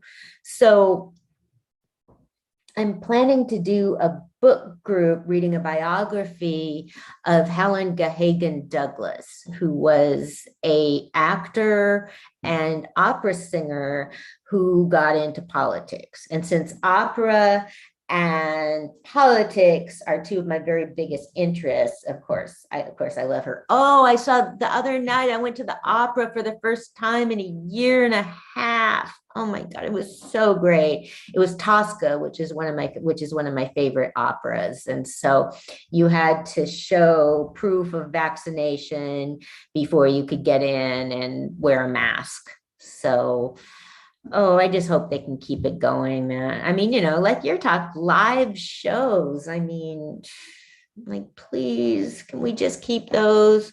It'll just suck not to. But so anyway, Helen Gahagan Douglas was elected to Congress from California in 1944, and she was buddies with Frances Perkins, FDR's labor secretary, who I just screened the film about. And see, that's the thing about history. When you go back, you find that there were a lot more women involved in public life than you might have assumed. They just weren't talked about necessarily. Although since Helen Gahagan Douglas had been a movie star, she definitely got a lot of attention. But I mean, she was real tough, and she was real. I mean, she represented a district that was 25% African American, and really engaged with constituents. I mean, apparently, I mean, stuck her foot in her mouth a couple times, but that happens. And people understand that. People Right. know, yeah, people know who's coming from a good place or not, which is the reason why getting totally hung up on language and terminology is a mistake, because that's just words. And if you're coming from a good place and you mean well, people usually understand that. So she ran for the Senate in 1950 against Richard Nixon. And one of the things, she wasn't necessarily, people start to believe their own hype. And I mean, she could have stayed, she was very effective in Congress. She could have stayed in Congress and run for the Senate in a couple years, but people you just got it. You got to know if somebody is giving you advice and suggestions, you need to know whose interests they are after. And in the case of a politician, the people working for you are out for themselves. They want more power themselves. So people were urging her to run for the Senate. She probably shouldn't have done it, but what I find so striking is that Nixon was getting support from the fucking Kennedys. Okay, he was getting support from members of the Democratic Party just because they were misogynist. And so going back to I first heard of Helen Gahagan Douglas and read about her during the height of, guess who? Burn Dog. Burn Dizzle, Burn Dog. I still think you should coin that term, Burn Dog. I know I First one I heard should. say it. I should. The treatment of women in the Democratic Party was disgusting. And I mean, Burn Dog did not do enough to oppose it. And so, that was why, Hillary Clinton lost because of misogyny. And, Ooh, don't mean to cut you off, but since you had your phone ring, I wanted to tell you, I guess Trika's on the live chat. Oh, she is? Yeah, Scott Hi, was Trika. also. I guess at the time you and Shantae were talking, I guess she kind of spoke up on it. So when you have a chance, go on YouTube and check it out. Oh, I sure will. But I wanted to let her know she's always supporting all the shows. Shout out Well, to Trika, yeah. do better. But she's Yeah, on I the sure live will. chat, so you can check it out when you have a chance. Yeah, I get sometimes sometimes I'm looking at the YouTube, and then sometimes I'm not. So yeah, thank you. Is she still on there? She might be. She lasted until like about 9:20. So she might be off by now because she knows we're almost done, but Yeah. you never know. You can always just go in there and say something. I don't know. Oh, I sure will. Yeah, because especially, I sent her a message earlier because I knew she'd be interested in the whole thing about about Harper Lee. So Trika, if you are listening, I'm sorry, I would have pulled you in on that. And yes, I can't wait to tell you about it.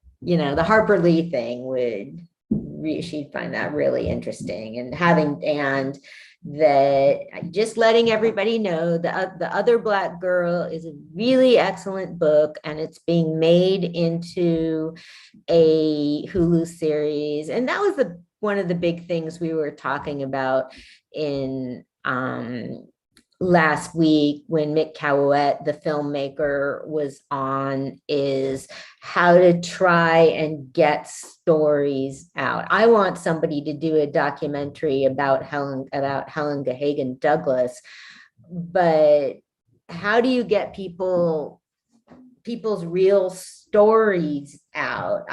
The friend that just called me was Kelvin, who I'd been talking with about, whose sister was killed, and that's how I first heard about that story.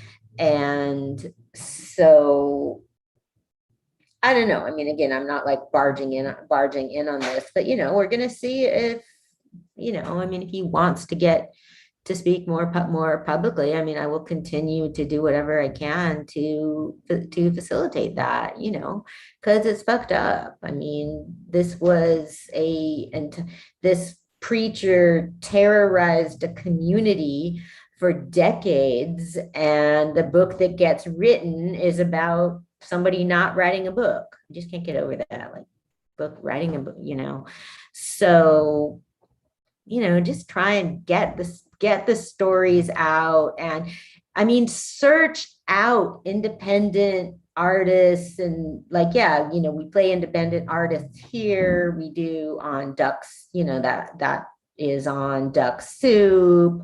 Trika, Know Better, Do Better brings in a lot of people. So, I mean, support independent art writers. That's what I mean. I'm going to be QR Hand, just a lifelong poet. His book is coming out, and I'm going to be doing all I can to promote that. And yeah, I mean, it's out there. People are out there. Our heroes and are out there. It's not that people aren't hidden. You just need to find them. And so, when films get made, then you just see, like, I mean, I know it's like, I never talk about somebody being forgotten. Like, really, I mean, it's the case. It is more so. I mean, Polly Murray was real, like, gender non-conforming, and that did have to do with why she had less publicity. But she was totally out and active. And, I'm like, if I don't know about something, it's on me. I'm not going to go. It doesn't mean the rest of the world doesn't know about it. So, okay, I think we're about ready to wrap up. And so we already went down what shows are going to be happening. Hopefully next week we'll have Calvin Ellington on to talk about his stuff. Chino's supposed to be good. Thank you, Scott, so much for coming on, and get your audio in gear so we can hear you. He said he got it fixed, so definitely next show. Good, awesome. I'm excited. So, okay, well, thank you so much, everybody. I'll see you next time. All right. Until next time.